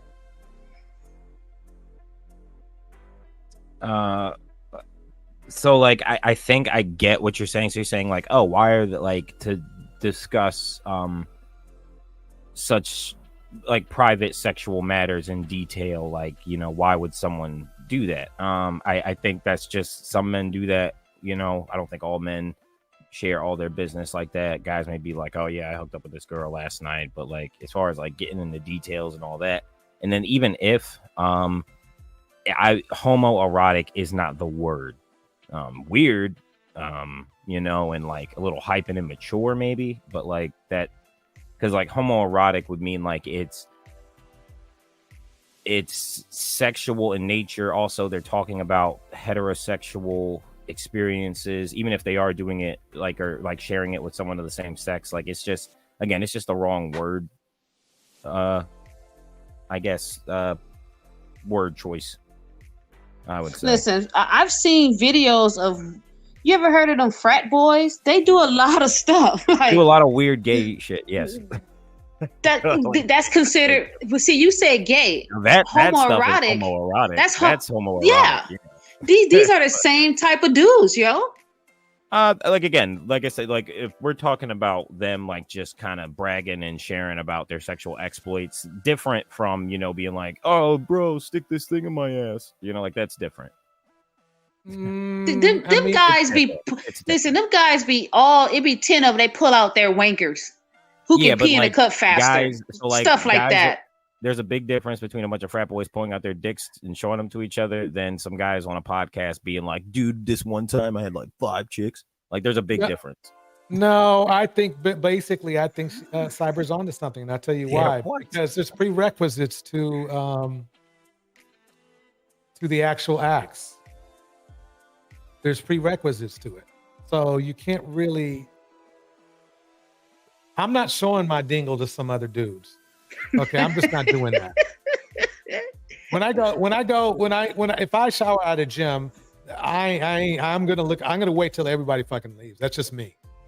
I'm private like that.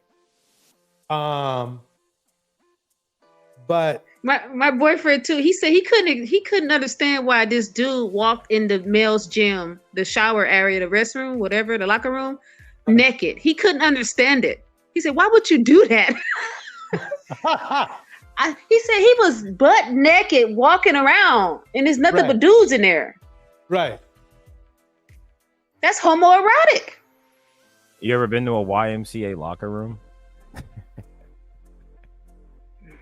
Listen. I guess I've been in. George, you ever been to like a public locker room, especially like the OGs? Yeah. The OGs don't care. They walk around dick swinging like they don't give a fuck. Right. Like, they do not care.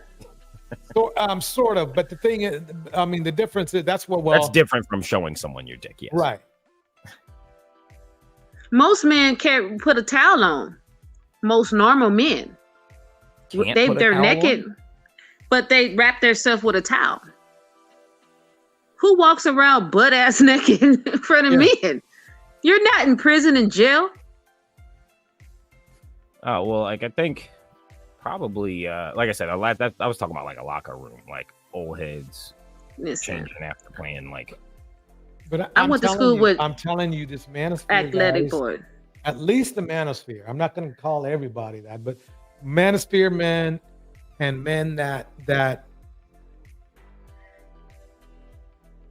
I believe that let me just play what he said again because I almost forgot what he said. It's been so long. Why do men fuck girls uglier than their main chick? Why do men do all this stuff? Do you know why? I'll tell you why. Let's go back to the first thing I've been saying this whole time. Status. Yeah, that's my chick. She's home. Took this one home. Yeah, I got that one. She's chasing me. Status. But it's stupid to females. I get it. But that's the male world because sexual access is an easy indicator of status. So that's one of the reasons they do it, right? So you have to go back into the baseline of why men even cheat in the first place. I'm telling you, if you're a woman, the smartest thing you can do is look after your man, make him not want to cheat, be perfect. But there's going to be a time across a 20-year marriage you might. Let me stop you right there. There's nothing you can do. There's nothing you can do. The thing is this. It's almost like how that guy with the brick was looking for a reason. He was going to hit somebody, male or female, sooner or later within the week. I guarantee you. Somebody was going to be assaulted by him. Back to Andrew Tate. He's actually wrong. Oh, Indiana mom just hit on something. Can you see her comment? Okay, she says, go ahead. If the conversation about hooking up turns everyone on, that counts as homoerotic. Remember that white dude talked about his woman being banged? Yes. And all those dudes and all those dudes in there were just smiling and snickering. Yeah. Thank you, Indiana. Yeah, they were getting turned on. Exactly. And the thing is that men, let's face it, men enjoy impressing other men more so than impressing women. At least in our community, because if they wanted to impress women, there would be more i.e. simps, right? Because we'd be fighting hard to impress your woman. In fact, think about it. The word simp is a derogatory word gave to a man that treats his woman good. That doesn't turn off women. That turns off men. Being called a simp turns off men, not women. Women's, if you point to a guy, right? If I point, let me put it this way. If I point to a guy at a nightclub or in a area where there's people all over the place, right? And say, that dude's a simp. I guarantee you, the women who heard me would start to soiree their way over towards him. They might laugh at you saying that. They might go, he, or whatever. But they're going to go, oh, that's a good man. I want a good man. I'm not stupid. I'm not stupid. I'm going over there. The guys would be laughing. The guys would be impressed by you calling that other guy a simp. The guys would be shaming that other guy that you called a simp. The women wouldn't. They would be getting quiet, and then they're saying to myself, can I get over there before the other ones do? And see, that's the funny part, is that these guys want to say, oh yeah, women want men who cheat, or women want men who have other women. That's not necessarily true. It's not true. What women want is a simp, quite honestly. The men who cheat and get a lot of women get it because their game is on.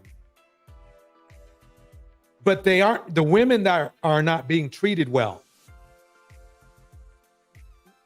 Because cheaters usually men that cheat, especially serial cheaters, they don't treat women well because they don't see you valuable enough to be loyal to. So why should they see you? They see you valuable enough to treat you decently.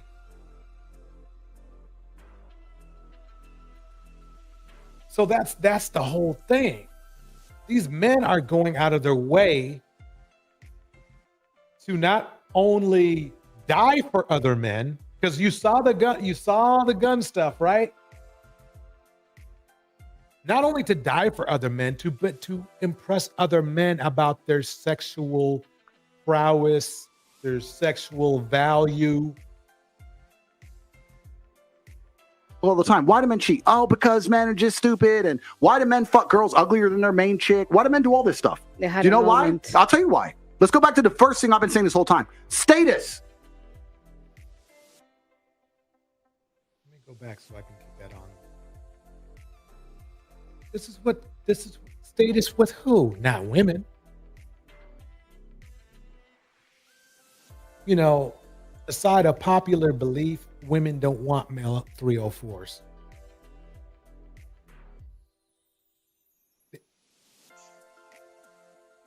That's the quickest way. That's what it is. And it's important for men to acknowledge that, because if you don't, then you're going to try to impress guys and lose a good woman. Many of the men already have. They just don't know it yet. And they need to know why that woman walked, because she doesn't care about that kind of status you're talking about. Women, that's the dangerous part here. Here's where we get into the cultural status thing. The status thing only is speaking about the Black community. The Caucasian community, they don't see this as status, having multiple men. Status is, are you a CEO? Okay, that's status. Are you, do you run your own business? We have an idea that could be status, but we don't sit on it. Status is, what is your value to the community in a positive way, not selling drugs or shit like that status. That's where as Black men, we need to focus on non-toxic status. Not how many hoes we can get status, not hood status, because status in the hood does not get you out of the hood.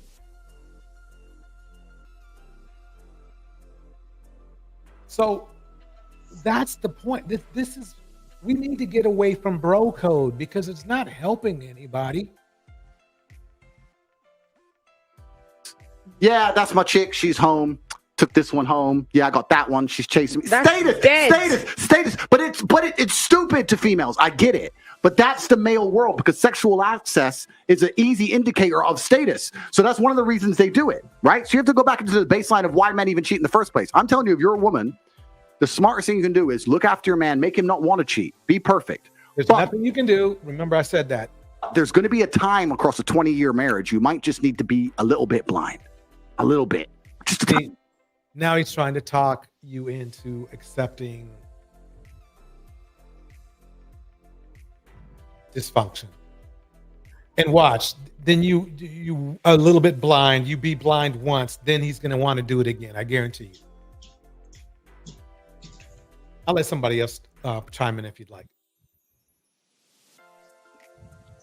And, you know, this is one, you know, it's stuff like, it's men like Andrew Tate who makes me lose hope, you know, in the, when it comes to the, I would say the majority of, I will say that it kind of makes me lose hope because now it's like, because now it's like they're just promoting degeneracy from out of nowhere. And again, what woman wants to be with a man who cheats? I don't get this. And the thing of it is that, you know, and if they don't get what they want, they will wind up unaliving the one. And you know, that's why I don't listen to the Manosphere, because I'm not about, you know, cheating and everything. And the problem is that the men who listens to Andrew Tate or any of the Manosphere, they want things their way. And I believe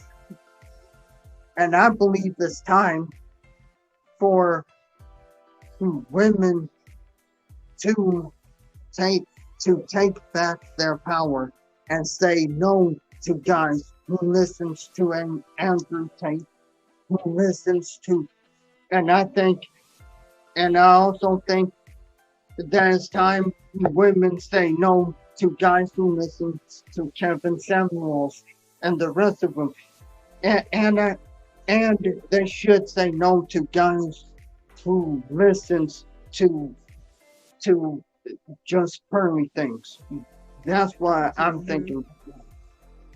Hey, Torch, Amiri's in the building. I think I'm gonna drop because my man called me, so I want to call him back. Wait a minute, you can't do that. I mean, but listen, you'd come off too submissive, and you know we got to keep up our. I want to call my man back. I want to call my man back. But listen, can you hit Amari with Darnell in the listen, house? What's up, Darnell? What's up, Darnell? Listen, can you hit Amari with your theory and my coin theory? I want to see what's his thought process on it. Okay, wait, do me a favor. Hit him with your coin theory now, because I don't want to say it. Okay. Torch theory was that the men, what was your theory?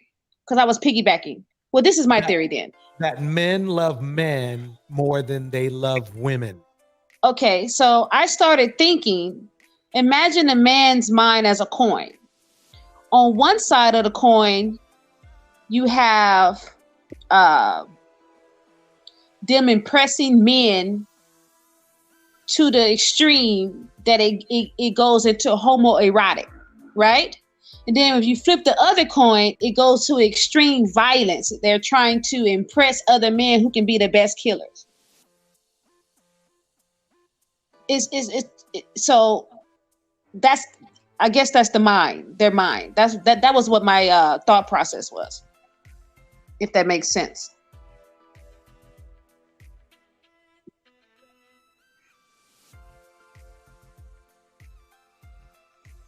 So I'm gonna drop. You guys enjoy. I had a little fun. Sometimes you gotta have some fun. Great time. Enjoy the rest of the remainder of your evening. And I'm gonna listen to the playback. He heard it, right? Put a 1 in the chat, Amiri, if you heard it, please, so I can. All right, since we wait until we can wait for him. Darnell, welcome. Oh, DJ Torch, how you doing? Wait, give me a second. Amiri's here now. 1 second. Amiri, welcome to the stage. Got it. Hey, how y'all doing? Doing good. Blessings, doing good. blessings. I'm just listening in. I heard the sister mention something about a coin theory or your theory, Yeah. DJ Torch. Yeah, I'm listening. You didn't hear it? No, I didn't hear it because I just came into the show not too long ago. I was just listening in. Okay. DJ Torch said something first. He said that men, what'd you say, love or like? Love Other men more than women. And he played Andrew Tate saying that it's about status. Men cheat because of status. So I started to think, because DJ showed a video prior to this about these men going into a full-out shootout with each other. So I said, So imagine the men as a coin, right? On one side of the coin, they are in trying to impress men with their sexual exploits. When I analyzed that, I came up with homoerotic. And then on the other flip of the side of the coin, it's extreme violence. And I want to know your thoughts on that. Okay, he dropped out for a second. He'll be right back. Yeah, I'm gonna go. I gotta call my man back. Since everybody think we over here drying. We dry seasons. Why you're telling us that you're making us seem like we're not a echo chamber. Come on. I want to keep up my reputation here. Listen, ladies, we too happy and calm to be dry around here.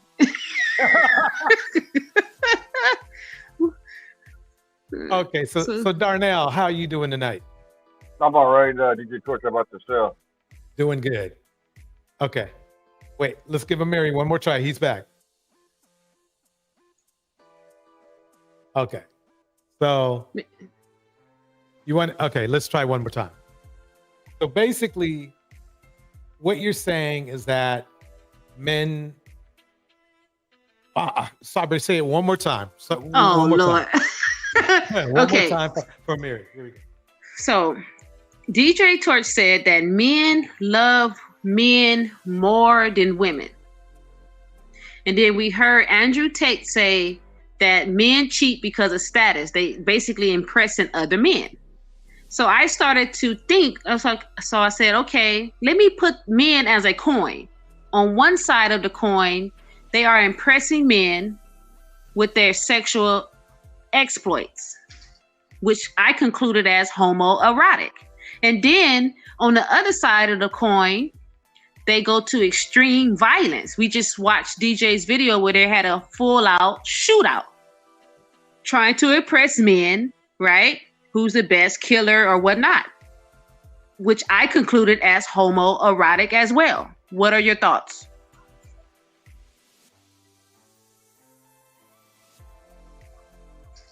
Oh, he's having a connection issue. Okay, I'm done. I can't repeat Okay. that no more. Okay, I think I have it memorized now. Darnell, Okay, how got you it. doing tonight? I'm hanging in there, sir. How about yourself? Doing good. Have you seen any of the videos? No, sir. I to be honest with you, I didn't even know you stream on Saturdays. Yeah, I'm trying to cut down on that. I know one thing. I won't be streaming next Saturday. Oh, okay. Gotcha. Oh. Okay. So person named Seeking Knowledge. Yes, sir. Yes, sir. That's me, DJ Torch. Hello. How you doing tonight? I'm fine. Thanks for the invite. And this is a very interesting topic. I got to let you know that, I mean, I really appreciate you bringing these things out. I mean, we've been under attack for so long, and people fail to recognize this ever since the Sotomayor days. I mean, ever since, even before Kevin Samuels came out, we've been under constant attack for so long. These conversations need to be had. And I really respect you greatly for bringing these things to the forefront and bringing these perspectives out and having us chew them up and dissect them, you know, and bring them out this way. This is a very necessary conversations that we're having at this time. And I appreciate you so much for this. You in prison, like I said, this is like a very powerhouse type of thing, you know, that we need to be having at this time. Very necessary. I mean, I can't give you enough respect for this, for having this on your platform at this time. Thank you. I appreciate your insight and your support a great deal. But yes, I do think it's homosexual. I mean, I don't know if you saw my comment down there. This was said years ago. I don't know if you're familiar with Bobby Hemmett. He said this, and it kind of blew my mind at the same time. But he was saying that men, you know, connecting with other men and having preference for men on any level is still a homosexual type thing. That you would prefer men. When we are the yin and the yang of each other, we should be connecting with each other. If you have preference for men more than you have for women, or women having more preference for women, we should be connecting with each other. And the fact that men have a big preference for connecting to other men that way and bashing the women, that was a problem, that something that he recognized a long time ago, and he called out are you familiar with Bobby Hemmett? Unfortunately, I'm not. Is anyone else familiar with Bobby? No. I'm familiar with him. Okay, break it down, Amiri. Say that again. Can you break down her statement? Well, no, yeah, there's a lot of truth to that. You know, this homoerotic thing, this homosocial disposition that a lot of men have, and it's really hyperized right now. I think a lot of it is a backlash to the rise of the feminine principle, just in, you know, in Is it possible to turn its volume up? Hey, Amiri, your volume is a little low. Can you turn it up a little bit, because everybody's having a problem hearing you? Okay. That's the best it's gonna do. Is it how? Let me try one more thing, cause let me try one more thing.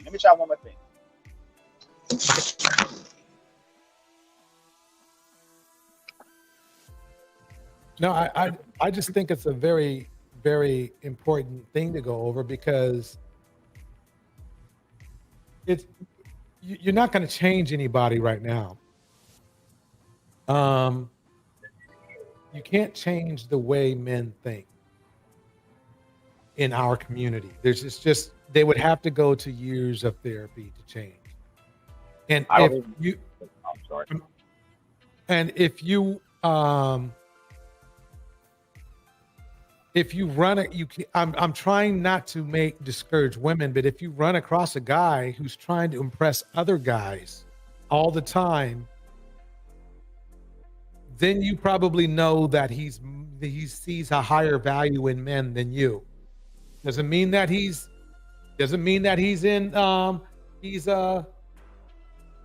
sexually active with them, but if he's spending more of his emotional time with, trying to impress or trying to be respected by other men, he's probably not going to treat you well. Let's put it that way.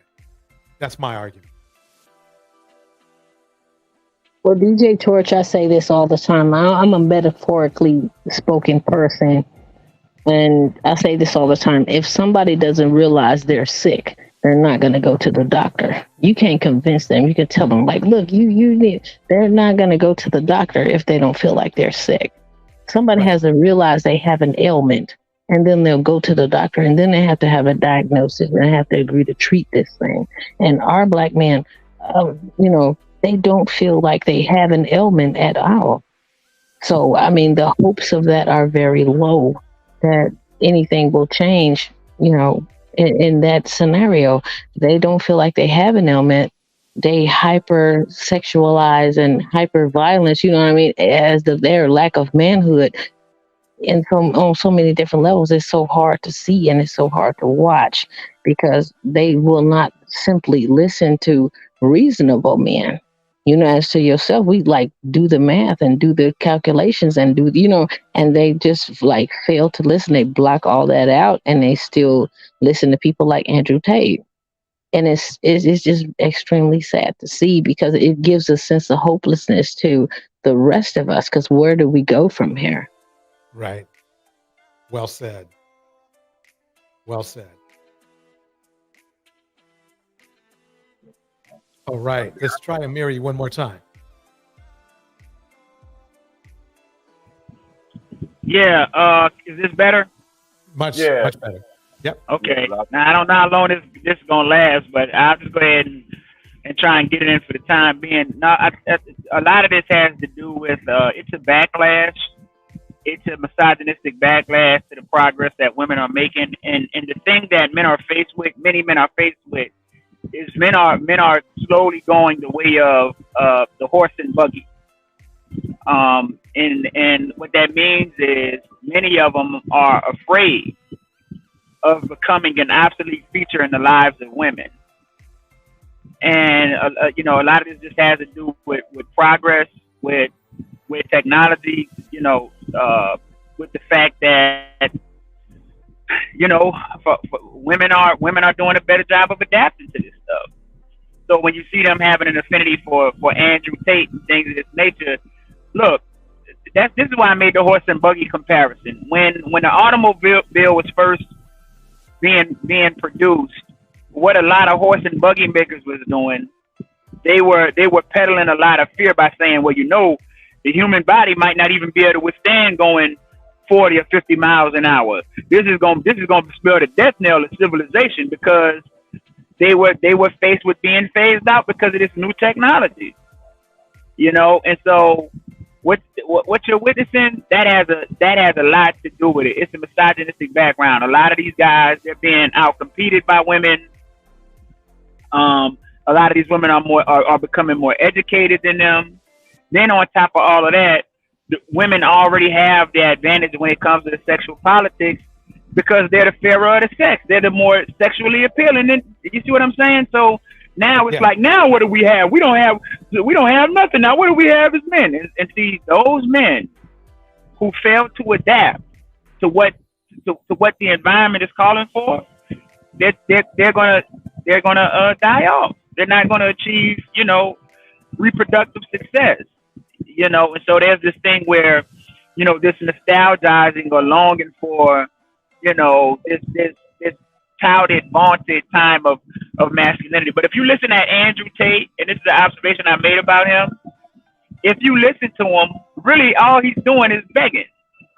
He's begging women, but he's just doing it in a tone that's macho. See, what gets conflated in these conversations, and this agitates me, is we conflate machoism with masculinity. Those are two different things.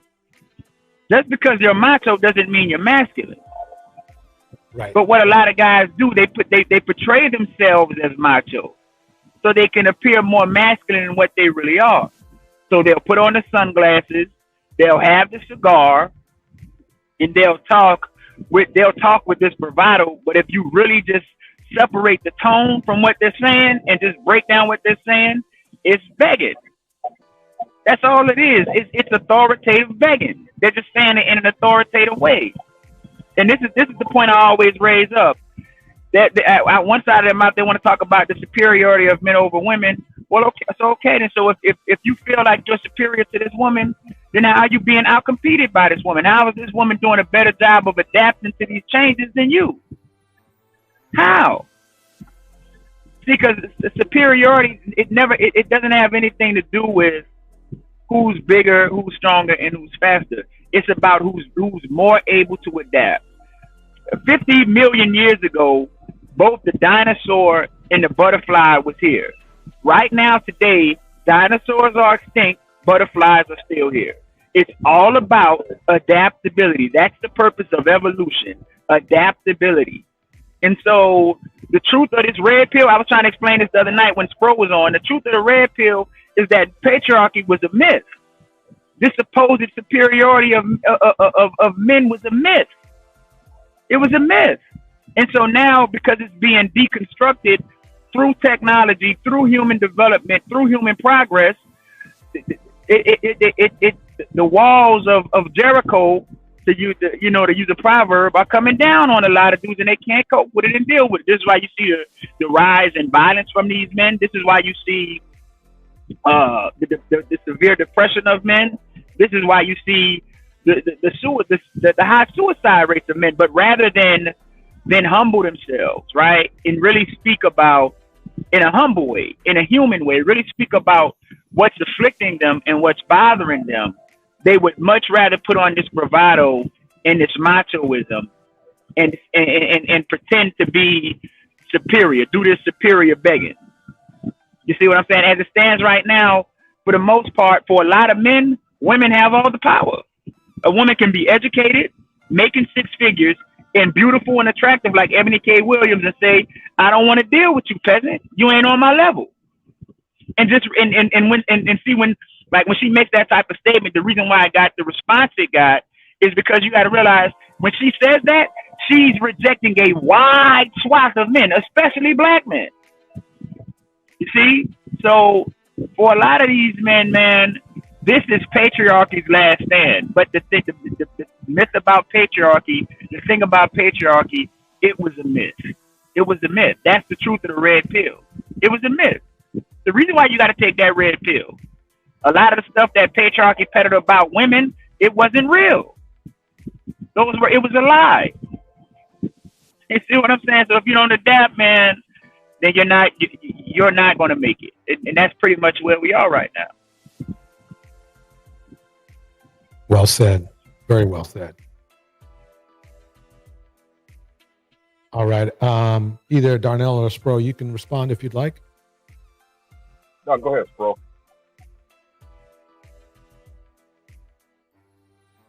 Okay, Spro's busy seeking knowledge. Would you like to make a statement?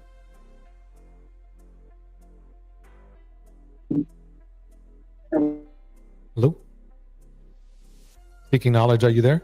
I'm sorry, not at this time. I had to rejoin the chat. I'm sorry about that. I'm new at this, so you're going to catch me real quick. Oh, no worries. No worries. I'm going to play another clip then. Let me play this clip. But I've said it before, women love men who cheat. Women hate to be bored, and women love men who have a life that looks exciting. Men also like men whose lives look exciting. Ask yourself a question. Do people invite you to do anything? Do people invite you to go anywhere? When there's a house party or an event or whatever, is your name in the top? Are you on the must-have list? And if not, you got work to do. There are people, if you've ever thrown a party, you know there are people that do like, well, you got to invite so-and-so and so-and-so and so-and-so. And then there are people in the middle. And then there are people who you could care less if they show up. And then there are the people that you don't even want to know you had a party. Sadly, far too many folks online today have those results. Shit. Turn off the music. Turn off the music. Turn off the music. Who's that outside? It's Shirley. I got beans, greens, potatoes, tomatoes, lamb, rams, hogs, dogs, chicken, turkeys, rabbits, you name it. Who told her? All right. Any thoughts? That's kind of weird, you know. I think that was kind of weird, but you know, I understand somewhat of what he is saying. I mean, basically, I think he's trying to say that, like, if you got women, you know, or it's your pick of the litter of women, you know what I mean, or you have options that makes you more attractive to women, is what he's trying to say, I think. You know, versus if, you know, you don't have, say, one girlfriend, or no woman's really looking for you like that, then it's like, oh well, you're not valuable, kind of thing. I think that's what he's trying to get at. Yeah, my opinion is he's telling us what he thinks about his experiences. Basically, I guess he was one of the guys that might have been invited to party, sort of. I think he's the middle guy, to be honest with you. Let's listen to this part again. 4, women love men who cheat. Women hate to be bored, and women don't love men who cheat, because if that was the case, all those divorces wouldn't be happening. They would just say, wow, you cheated, man, way to go, you know something, just don't give me something. Women would not fall out of love with all these men and would be getting all these divorces from all these men, or would be stopping their relationships with all these men. Come on, let's face it, folks. One of the number one reasons why women break up with men is infidelity. So if that's the case, if infidelity is so attractive to women, then why are there so many breakups over it? Well, I have a question for you, DJ Torch.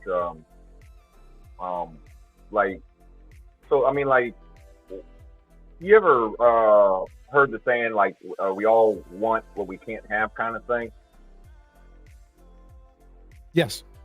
Yeah, where I think with women, like, it's like, for example, these pro athletes, for example, or musicians, they're notorious cheaters.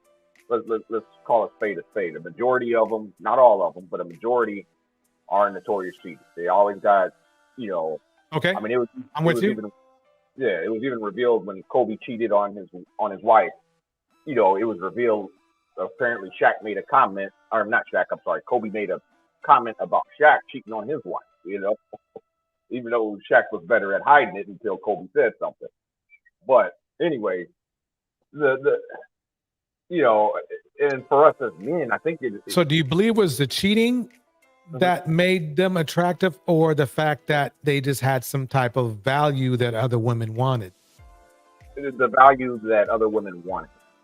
Right. I mean, a superstar basketball player, or a recording artist, or let's even go down to regular guys that just have that.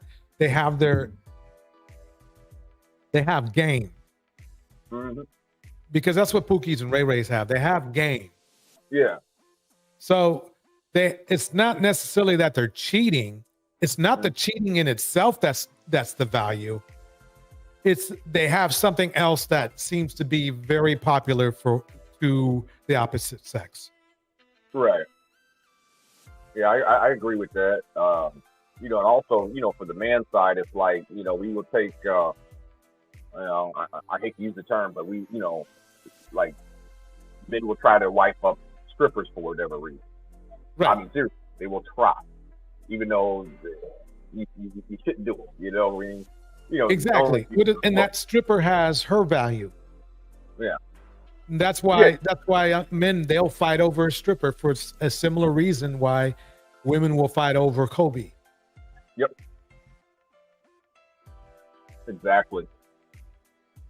So I think both sexes. I think we can agree both sexes are kind of guilty of that. You know what I mean? No. No. No. No, I don't. Okay.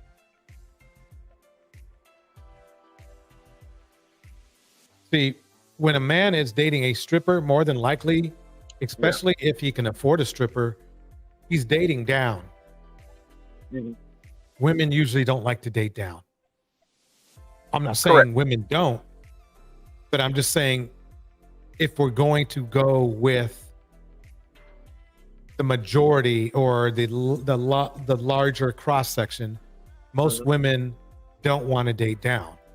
Yeah. They might end up dating down or might find out that they are dating down, but that's why these men are so, are so mad at women, because especially black women, because they're trying to shame black women into settling. Let's put it that way. Can I interject a thought when you after you're done? Sure, Flint, go ahead. To your point, I think you're wrong in that point. That yes, actually you're correct, and that's why passport bros are winning, because and passport sisters or women that want to go out and do the same, they can't do it because they don't like dating down. And most of the time when they go to these countries that brothers go to. Okay, Flint, quite honestly, they be dating down. They be dating down because the men they make more than Flint, let's sit on that. Let's sit on that for now. What is a passport sister? Because quite honestly, I've heard men make that statement, but I've never heard a woman, whether they travel or not, refer to themselves as being passport sisters. Looking for sex abroad. They also call passport hoes. Some of them is called passport hoes because they go to Jamaica. Who gave them that name? Was it a woman or a man? Well, they're not going to give it to themselves, but it's what they do. Okay, so basically you're not even making... It becomes self-evident. This is the thing. What you're trying to do right now is promote a narrative.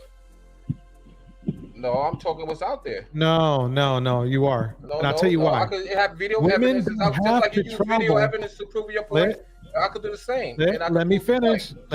Flint. Go ahead. Women don't have to travel across the water, but they do to find a sexual partner. But they do it though. It's out there. It's on record. Video record. They out there, and you know it. How many videos do you have? I'll tell you what, Flint. Okay, so let me jump in here real quick, DJ Tori. Prison. Well, you only came to get my attention anyway, Flint. We already know what's up. So let me say this. Women are not out here calling themselves passport sisters, okay? Flint, women and men have had passport for years. That movement that you guys have over there is just a movement of you guys getting together, talking about getting your passport because of whatever you want to do it whatever you want to do, okay? But women are not out here talking about being passport cis. We just travel. And that stuff that they showed on that video about the Jamaican, like the women going down to Jamaica and getting on the sides of the boat and stuff. When I talked to the Jamaican embassy and the people that uploaded that video to YouTube, that's not what it was. Those are people going to Jamaica, getting limestone treatments to get the toxins out of their body, and you get on the side of the boat to have the people washed off. Prism, can you explain the video? Hold on. To allege that these women are going, I'm not saying that there's no women going down there, but I'm going to tell you what the Jamaican embassy told me to tell you black men. You black men come down there just like any other race of people and exploit those women and have sex with them as well. Stop acting like you as American men are so holy and above the black people that are down there in the Caribbean. So we don't want to hear that mess about you guys are so upstanding and so wonderful. Women, every woman traveling is not going over to get their back blown out. We can get that done here for free. Let me tell you, it's really easy.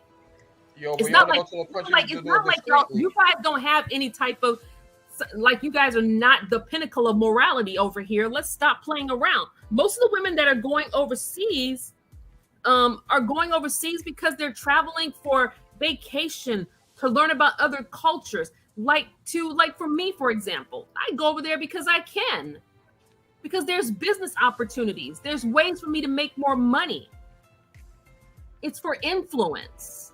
Like, why does it have to be only about sexuality? Because that's the way you think as men. All you're doing is proving the point that black men cannot think about anything outside of their physical organs. No, that's not. Stop saying that all men love sex. All men love sex. Okay, and so even the high esteemed white man that you put on a pedestal, Bill Gates cheated on his wife, and Bezos cheated on these powerful men. That's also have other interests. Oh Lord, here they go. Got to bring it up to white, using a white man as the litmus. Here we go. Now, real quick. I wanted to say something about the cheating part.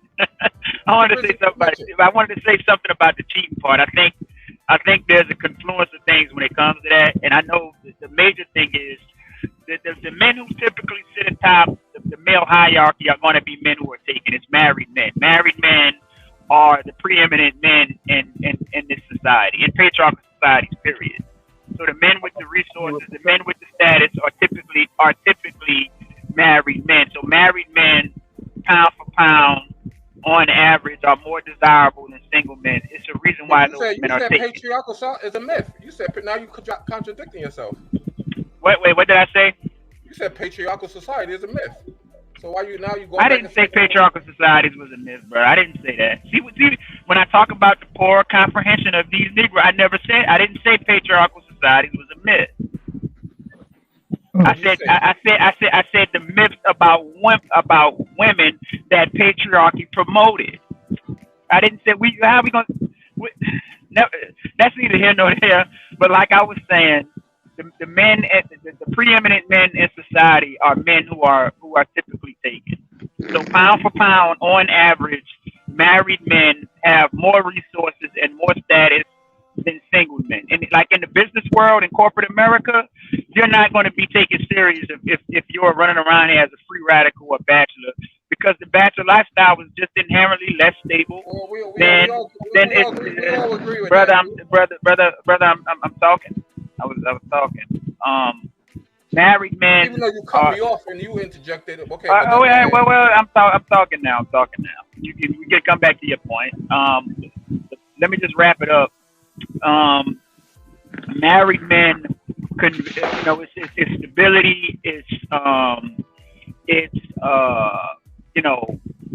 security, strength, and then let's be real.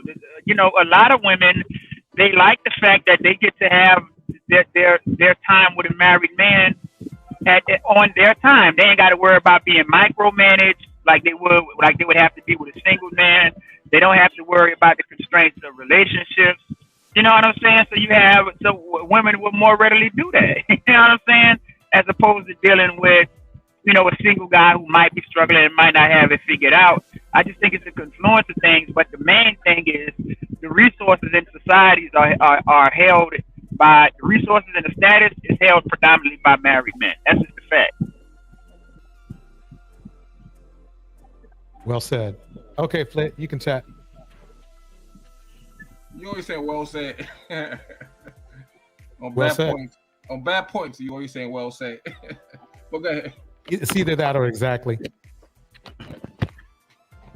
Yeah, I agree with that. As most powerful men in CEO positions and upper management positions, is better, better to be married. But there's also anomalies like Elon Musk is out there freelancing and doing what he's doing, and he's married, and he have multiple baby mamas as well.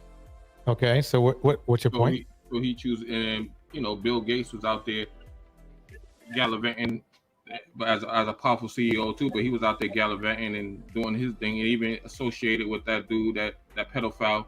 So what argument? Make a base statement. What argument are you trying to establish? I'm making an argument that but Prism came in here and said that black men is thinking about over-sexualized or thinking about saying. I said no, all men does it. It's just that. Okay. They like to put in the bad light what the black men doing, but white men doing the same thing. They probably even doing the greater numbers, and they the first one that colonized these countries. Countries. Let me ask you this, Flip. I got an excellent question for Flip. Flip, so it's historically proven that these are sex crazed white men. So where's the data on that? Where's the data on that, Flip? Come on now, let's stop playing these games. They're not gonna be done by white men. I'm gonna tell you this because I like you as a person. There's on black people what black men doing, but they know they don't white men do. Black men gonna say either not all men or all men. Which one is it? Which argument y'all gonna pick? Pick a side. Well, tell Prism that. Prism, when they say Pick a black man, side. Is it all men or not all men? Which one? Which side y'all gonna pick today? it's not all men. It's not all men or all women or nothing. No absolute. Okay, let me ask you this: who's more successful right now, black men or white men? White men have a jump start because of the position they at, because they enslaved.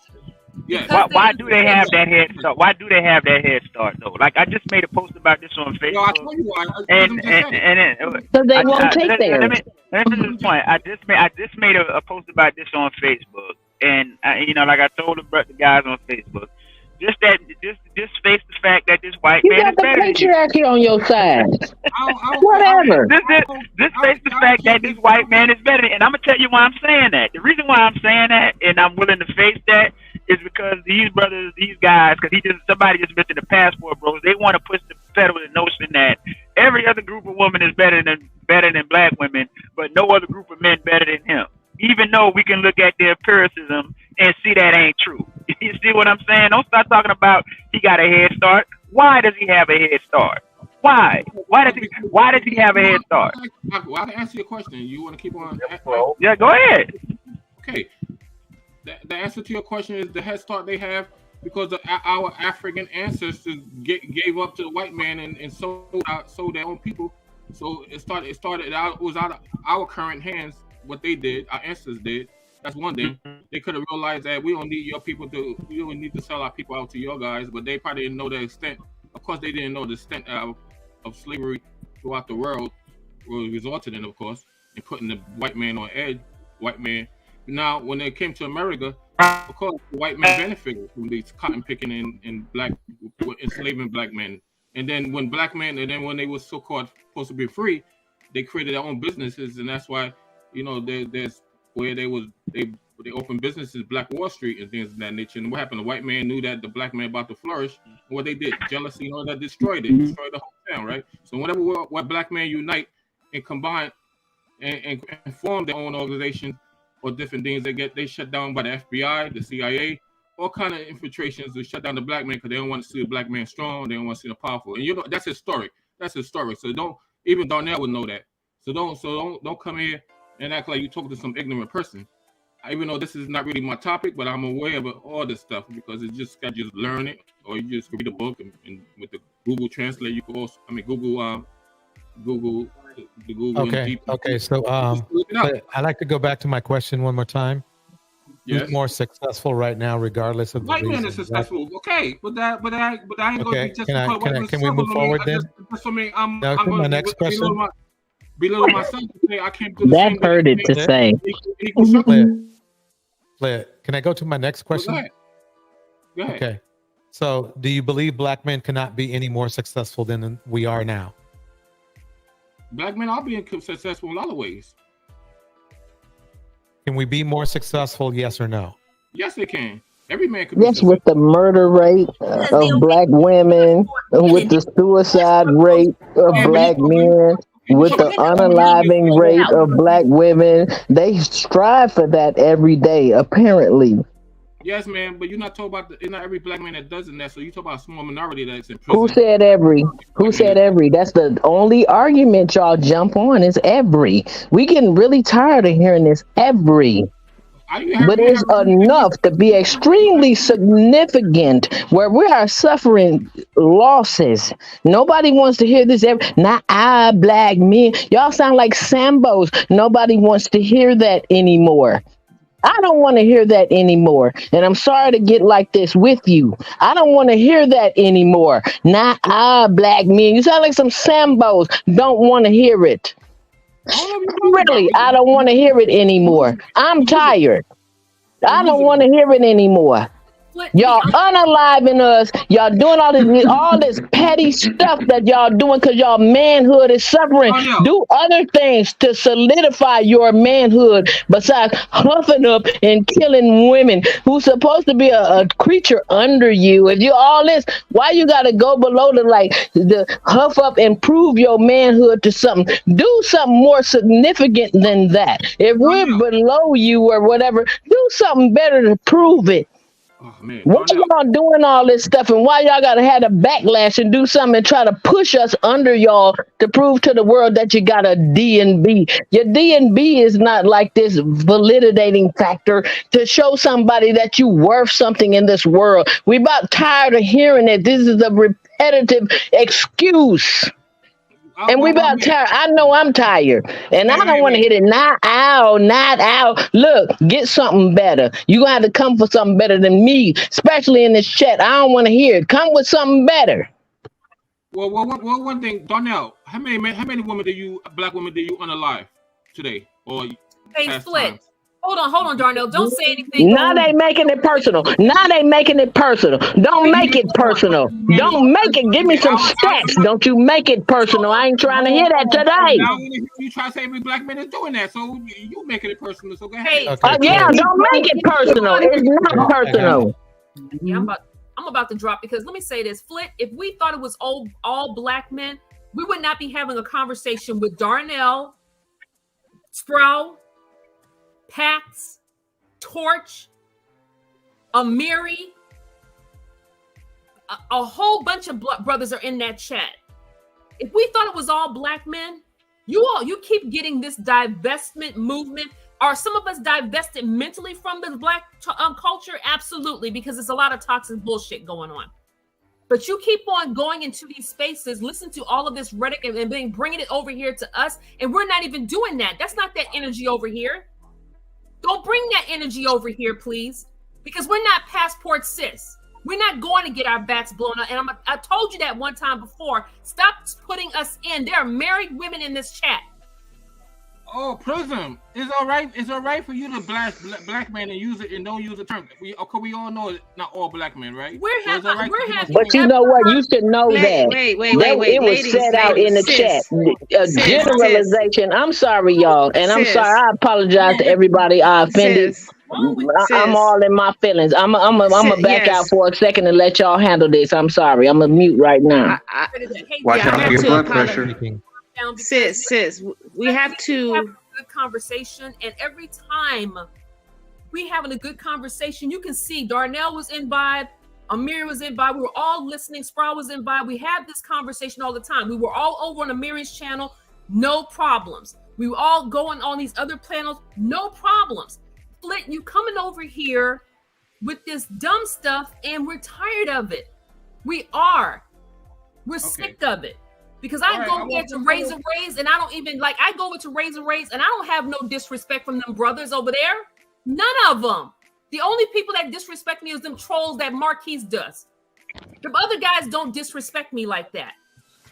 But you can't be sitting here in this panel where black women try to empower each other to build ourselves up, and we got black men coming in trying to understand, trying to create communities where that we can have a conversation back and forth. Don't come over here with that bull crap, with that stuff, that red pill stuff, because we don't want to hear it anymore, Flit. I'm like I'm not trying to be disrespectful, but damn it, enough is enough. Enough is enough. Stop telling us that it's all black men. Just stop it. Because that's we getting ready to go all the way over to Spro's show, who's a black man, to listen to some of his stuff. Okay, but you Prism. Ladies, remember that I went down this rabbit hole with Flint, and I felt embarrassed. I have to apologize to you, ladies. If you come on a panel and this man is here, do not argue with this man under no circumstances. Please don't. It's unbecoming. It's unbecoming of us. This is BWE. He came into this panel and offended women. Next time, Flint, can you not use derogatory terms to describe women? Oh, so you can use derogatory terms to offend black men? We have never on this panel We have never on this panel used derogatory terms to describe black men. What derogatory term did I use? I never called you. You want to know something? See, I have to put it in the chat. I did it in the chat for sure. I did. But we have never used derogatory terms to describe black men here.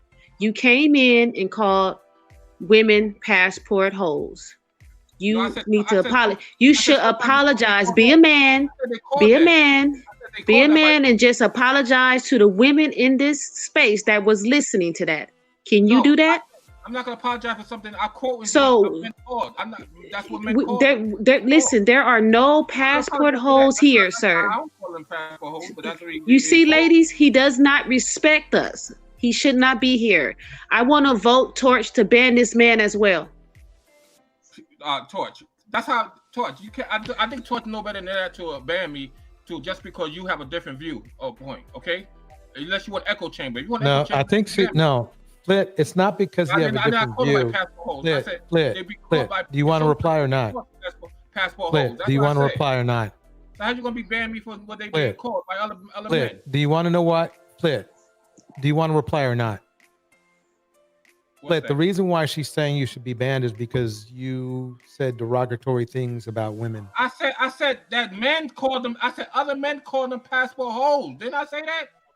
Not at first, no. I had to ask you. No, you didn't start off like that. You just called them passport hoes. No, I didn't say that. I said, you said, what's the name? I said, no, Flit. Did you hear what I just said? I said passport sis. I said passport hoes. They call. No, I had to ask you. Do you remember? Do you remember? You want to play it back? You want to play it back? Flit, I can't play it back right now. You can go back.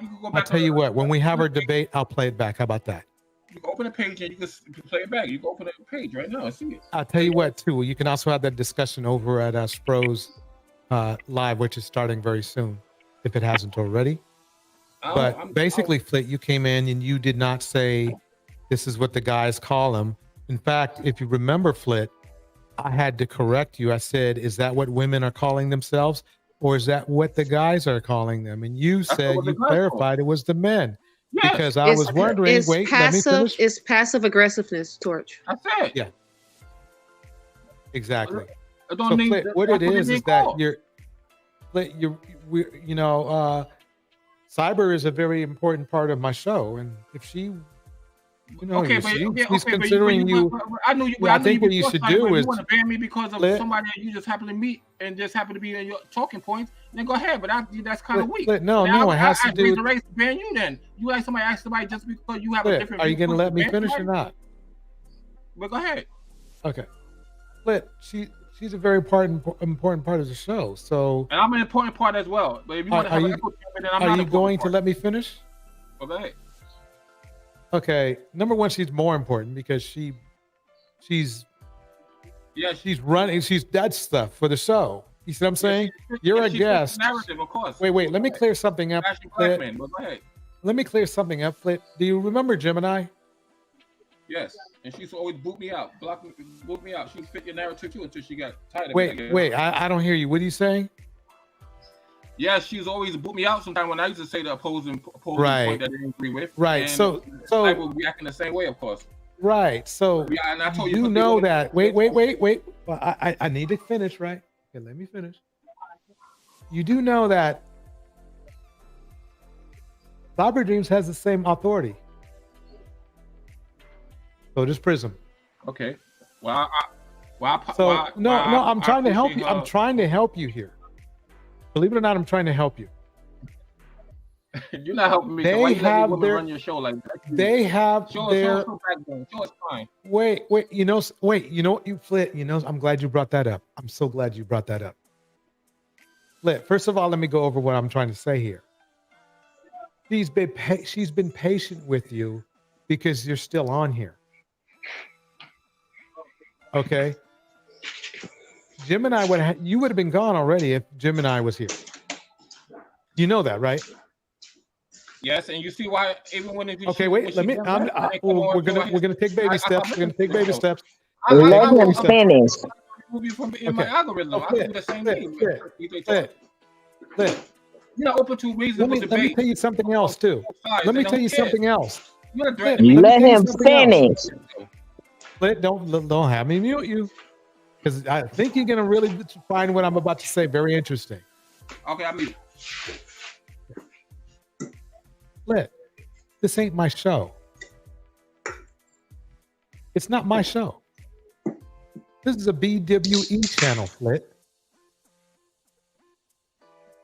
I support it. I mean, I got it going like this. And I think if you understand what I'm saying, I think you will be able to calibrate yourself to the show. You are in a BWE space. You are not in a DJ Torch space. And really, quite honestly, Flip, I apologize that you got fooled into thinking that it was my channel. It's not. You see all these women in the chat? It's their channel. You know what? Me and Darnell and other people have contention sometimes, but I can attest that Darnell has never came in passive aggressively and called women hoes. This man came in from the jump and said it. I want him banned. Put a 1 in the chat if you think this flip-flop should be banned. I'm gonna put my 1 in the chat right now.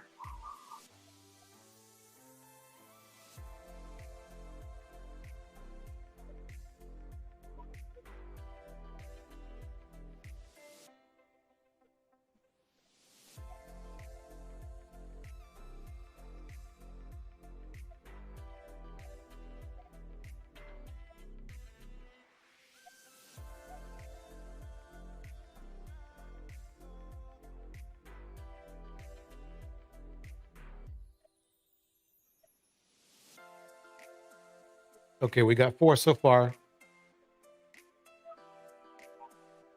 I'm gonna give him a little mercy. We're gonna get. We need 10. We need 10 ones.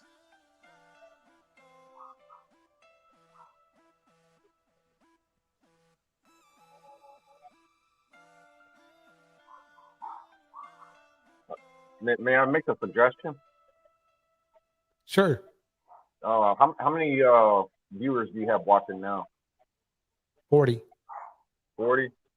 If you make it 21 ones, at least that's the majority rule. And, it appears a little more fair. But just a suggestion, that's all.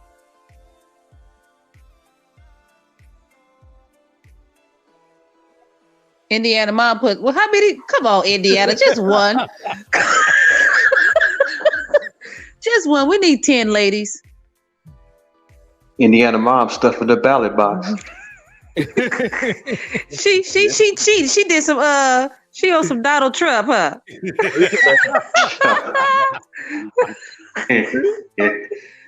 Man. She on some Donald Trump. Come on, Indiana. You can't be doing that. How many we got? I think we have maybe 7. We got a man that put 1. Mm-hmm. Because he's tired of hearing it. So it looks like he might squeeze through. So this is what we're going to do. We got 7. We need 3 more.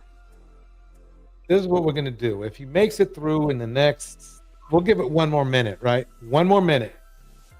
He makes it through. Okay. He still needs to apologize. Yes. We need that much because, Flit, it's not about us picking on you, but if we let you slide, then other dudes are going to want to test us. Uh-oh, we got 8.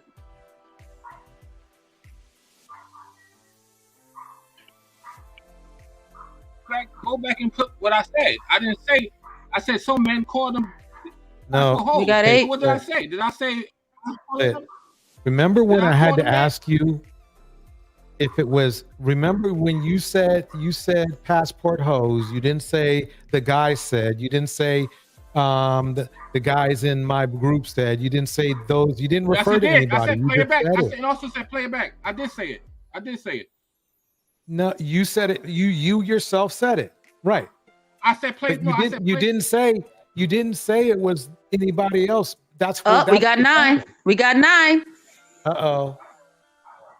Well, people open create own accounts and they create another account or have another account ready and they put another one. So I'll tell you what. I wouldn't get banned with 10.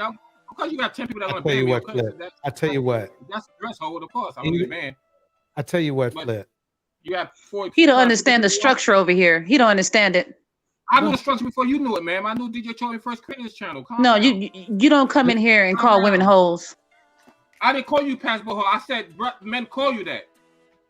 I don't care if it. Listen, you can't call no woman hoes. Wait, let me clear this up. Don't get mad at me because men call you that. Who cares? Only because you were because you were speaking to me. Wait, Flip. We got 10. Fine, I'm out. Man. Okay, Flip. Before you leave, listen to and go over to Spro's show because he went. He's gone. Okay. Ban him. We got 10. 10 individual ladies. Put 1. Yeah.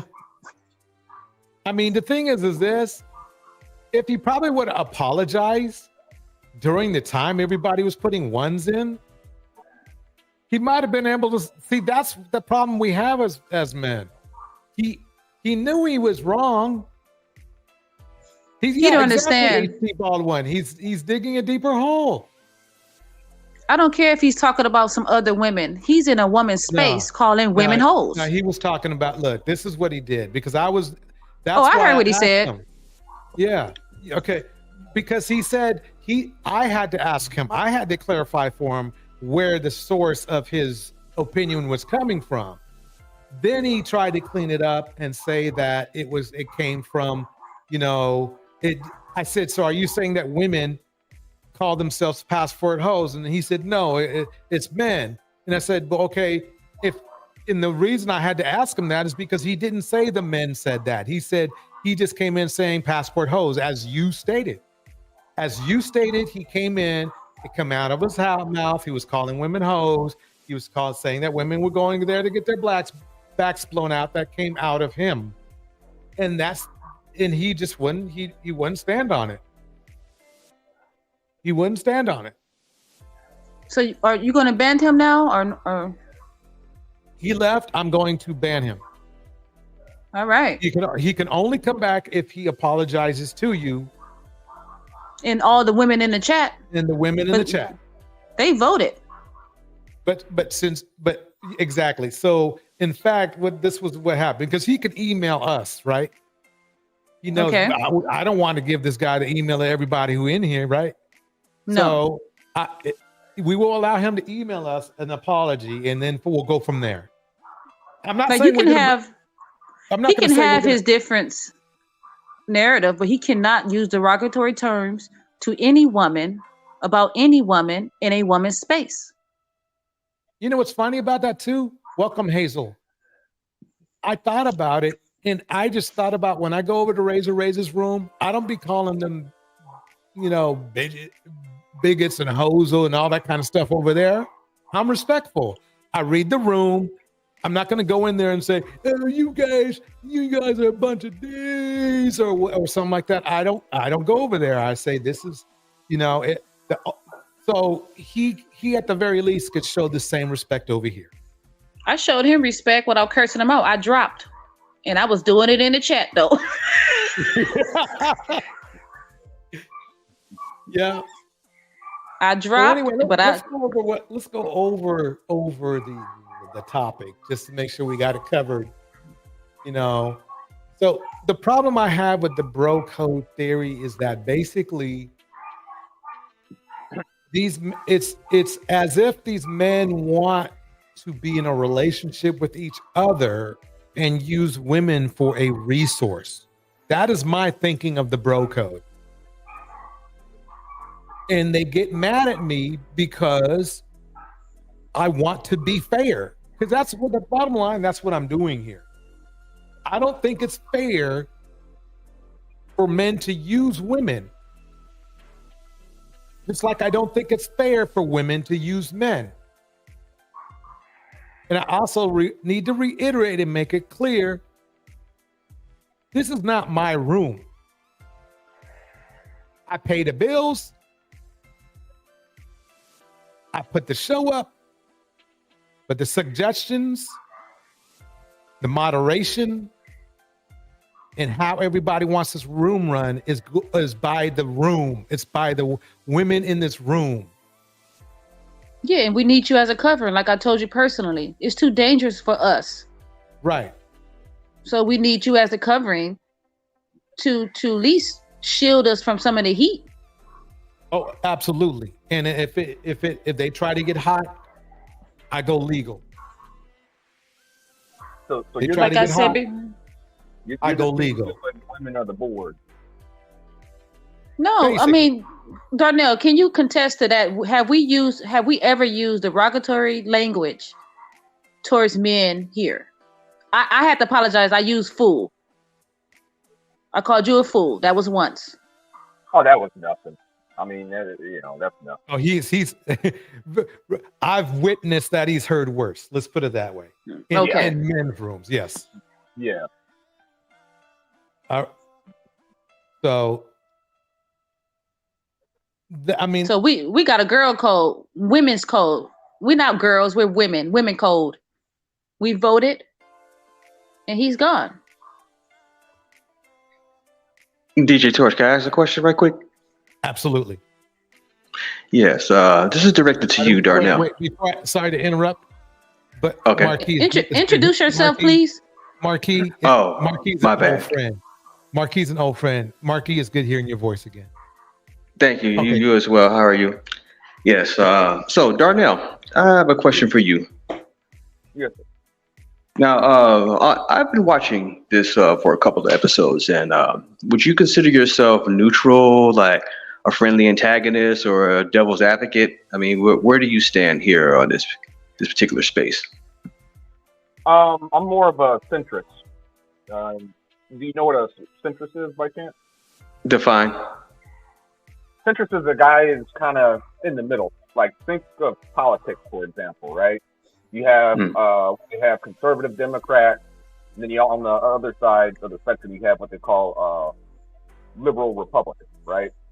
Now, they don't necessarily toe the party line all the time. Sometimes you got to reach across the aisle, and sometimes they'll work together. A lot of times when things get done in Congress, it's actually the conservatives and the liberal Republicans, that come together and get things done behind the scenes.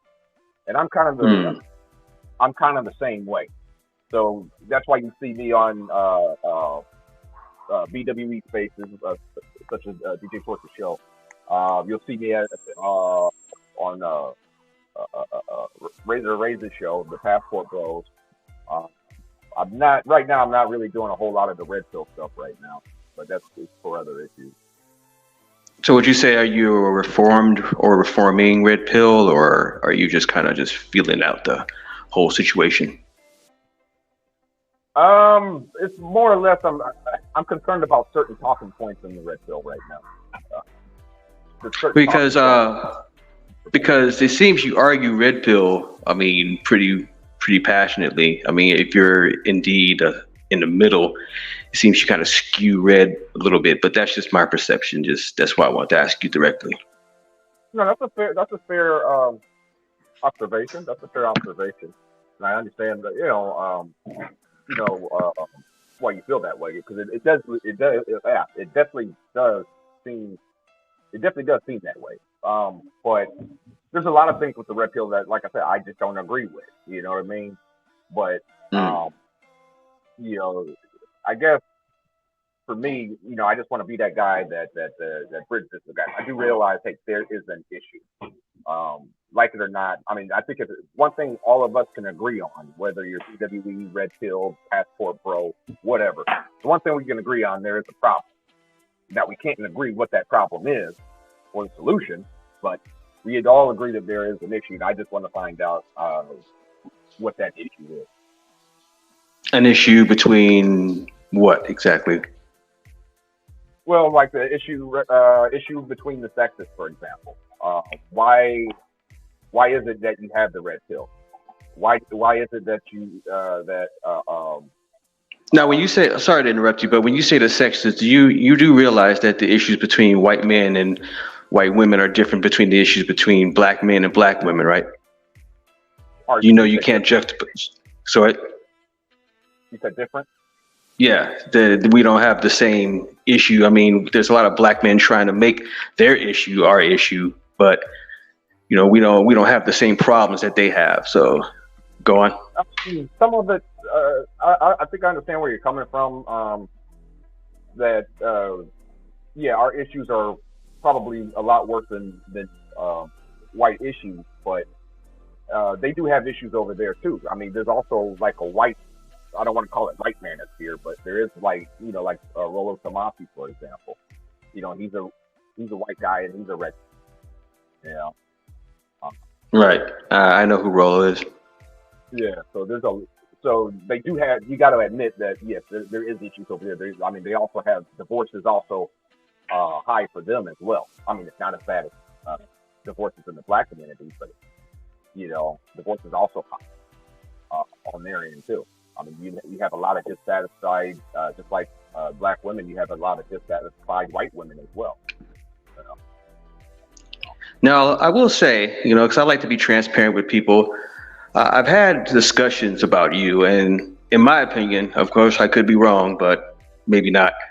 But I do think that you know what's right, and you know, like a lot of what gets discussed here is just basically pretty true. But I think there might be kind of like a mental disconnect to where you want to get in on this side of things, but there's that pull of the red pill manosphere. So I mean that you almost have to be loyal to because you know you're a male, right? I mean you're a man. I can see that. So do you think you're obligated to play the middle, the red pill, or I mean, is it that you're afraid to kind of like stand up and support things over on this side? No, sir. Like fully. No, sir. I'm not afraid at all. Okay. In fact, if you roll back, Razor's live from yesterday, you know, he also covered the topic of the woman that got bricked. And argued with people for over an hour. Why can't anybody just call at a minimum? I wasn't even saying you got to physically get involved. Just call 911. You know. And you should have heard all the things. You know, I even read the chat. You should, you know. I'm like, man, this is crazy. I was watching. I just don't participate out of respect. So yeah, but I was there. I was watching it. No, good. But you know, I just found it crazy how, you know, no one could, you know. So I do get in arguments with them too. I've also said negative things about the passport, bro. You know, I mean, I don't. Yeah, I guess I'm just tired of them, you know, lying, creating another passport, bro, selling the dream. You know, selling the dream to these guys. Oh yeah, these women, they're gonna. Not to interrupt, but Marquis, are you trying to get to his belief system right now?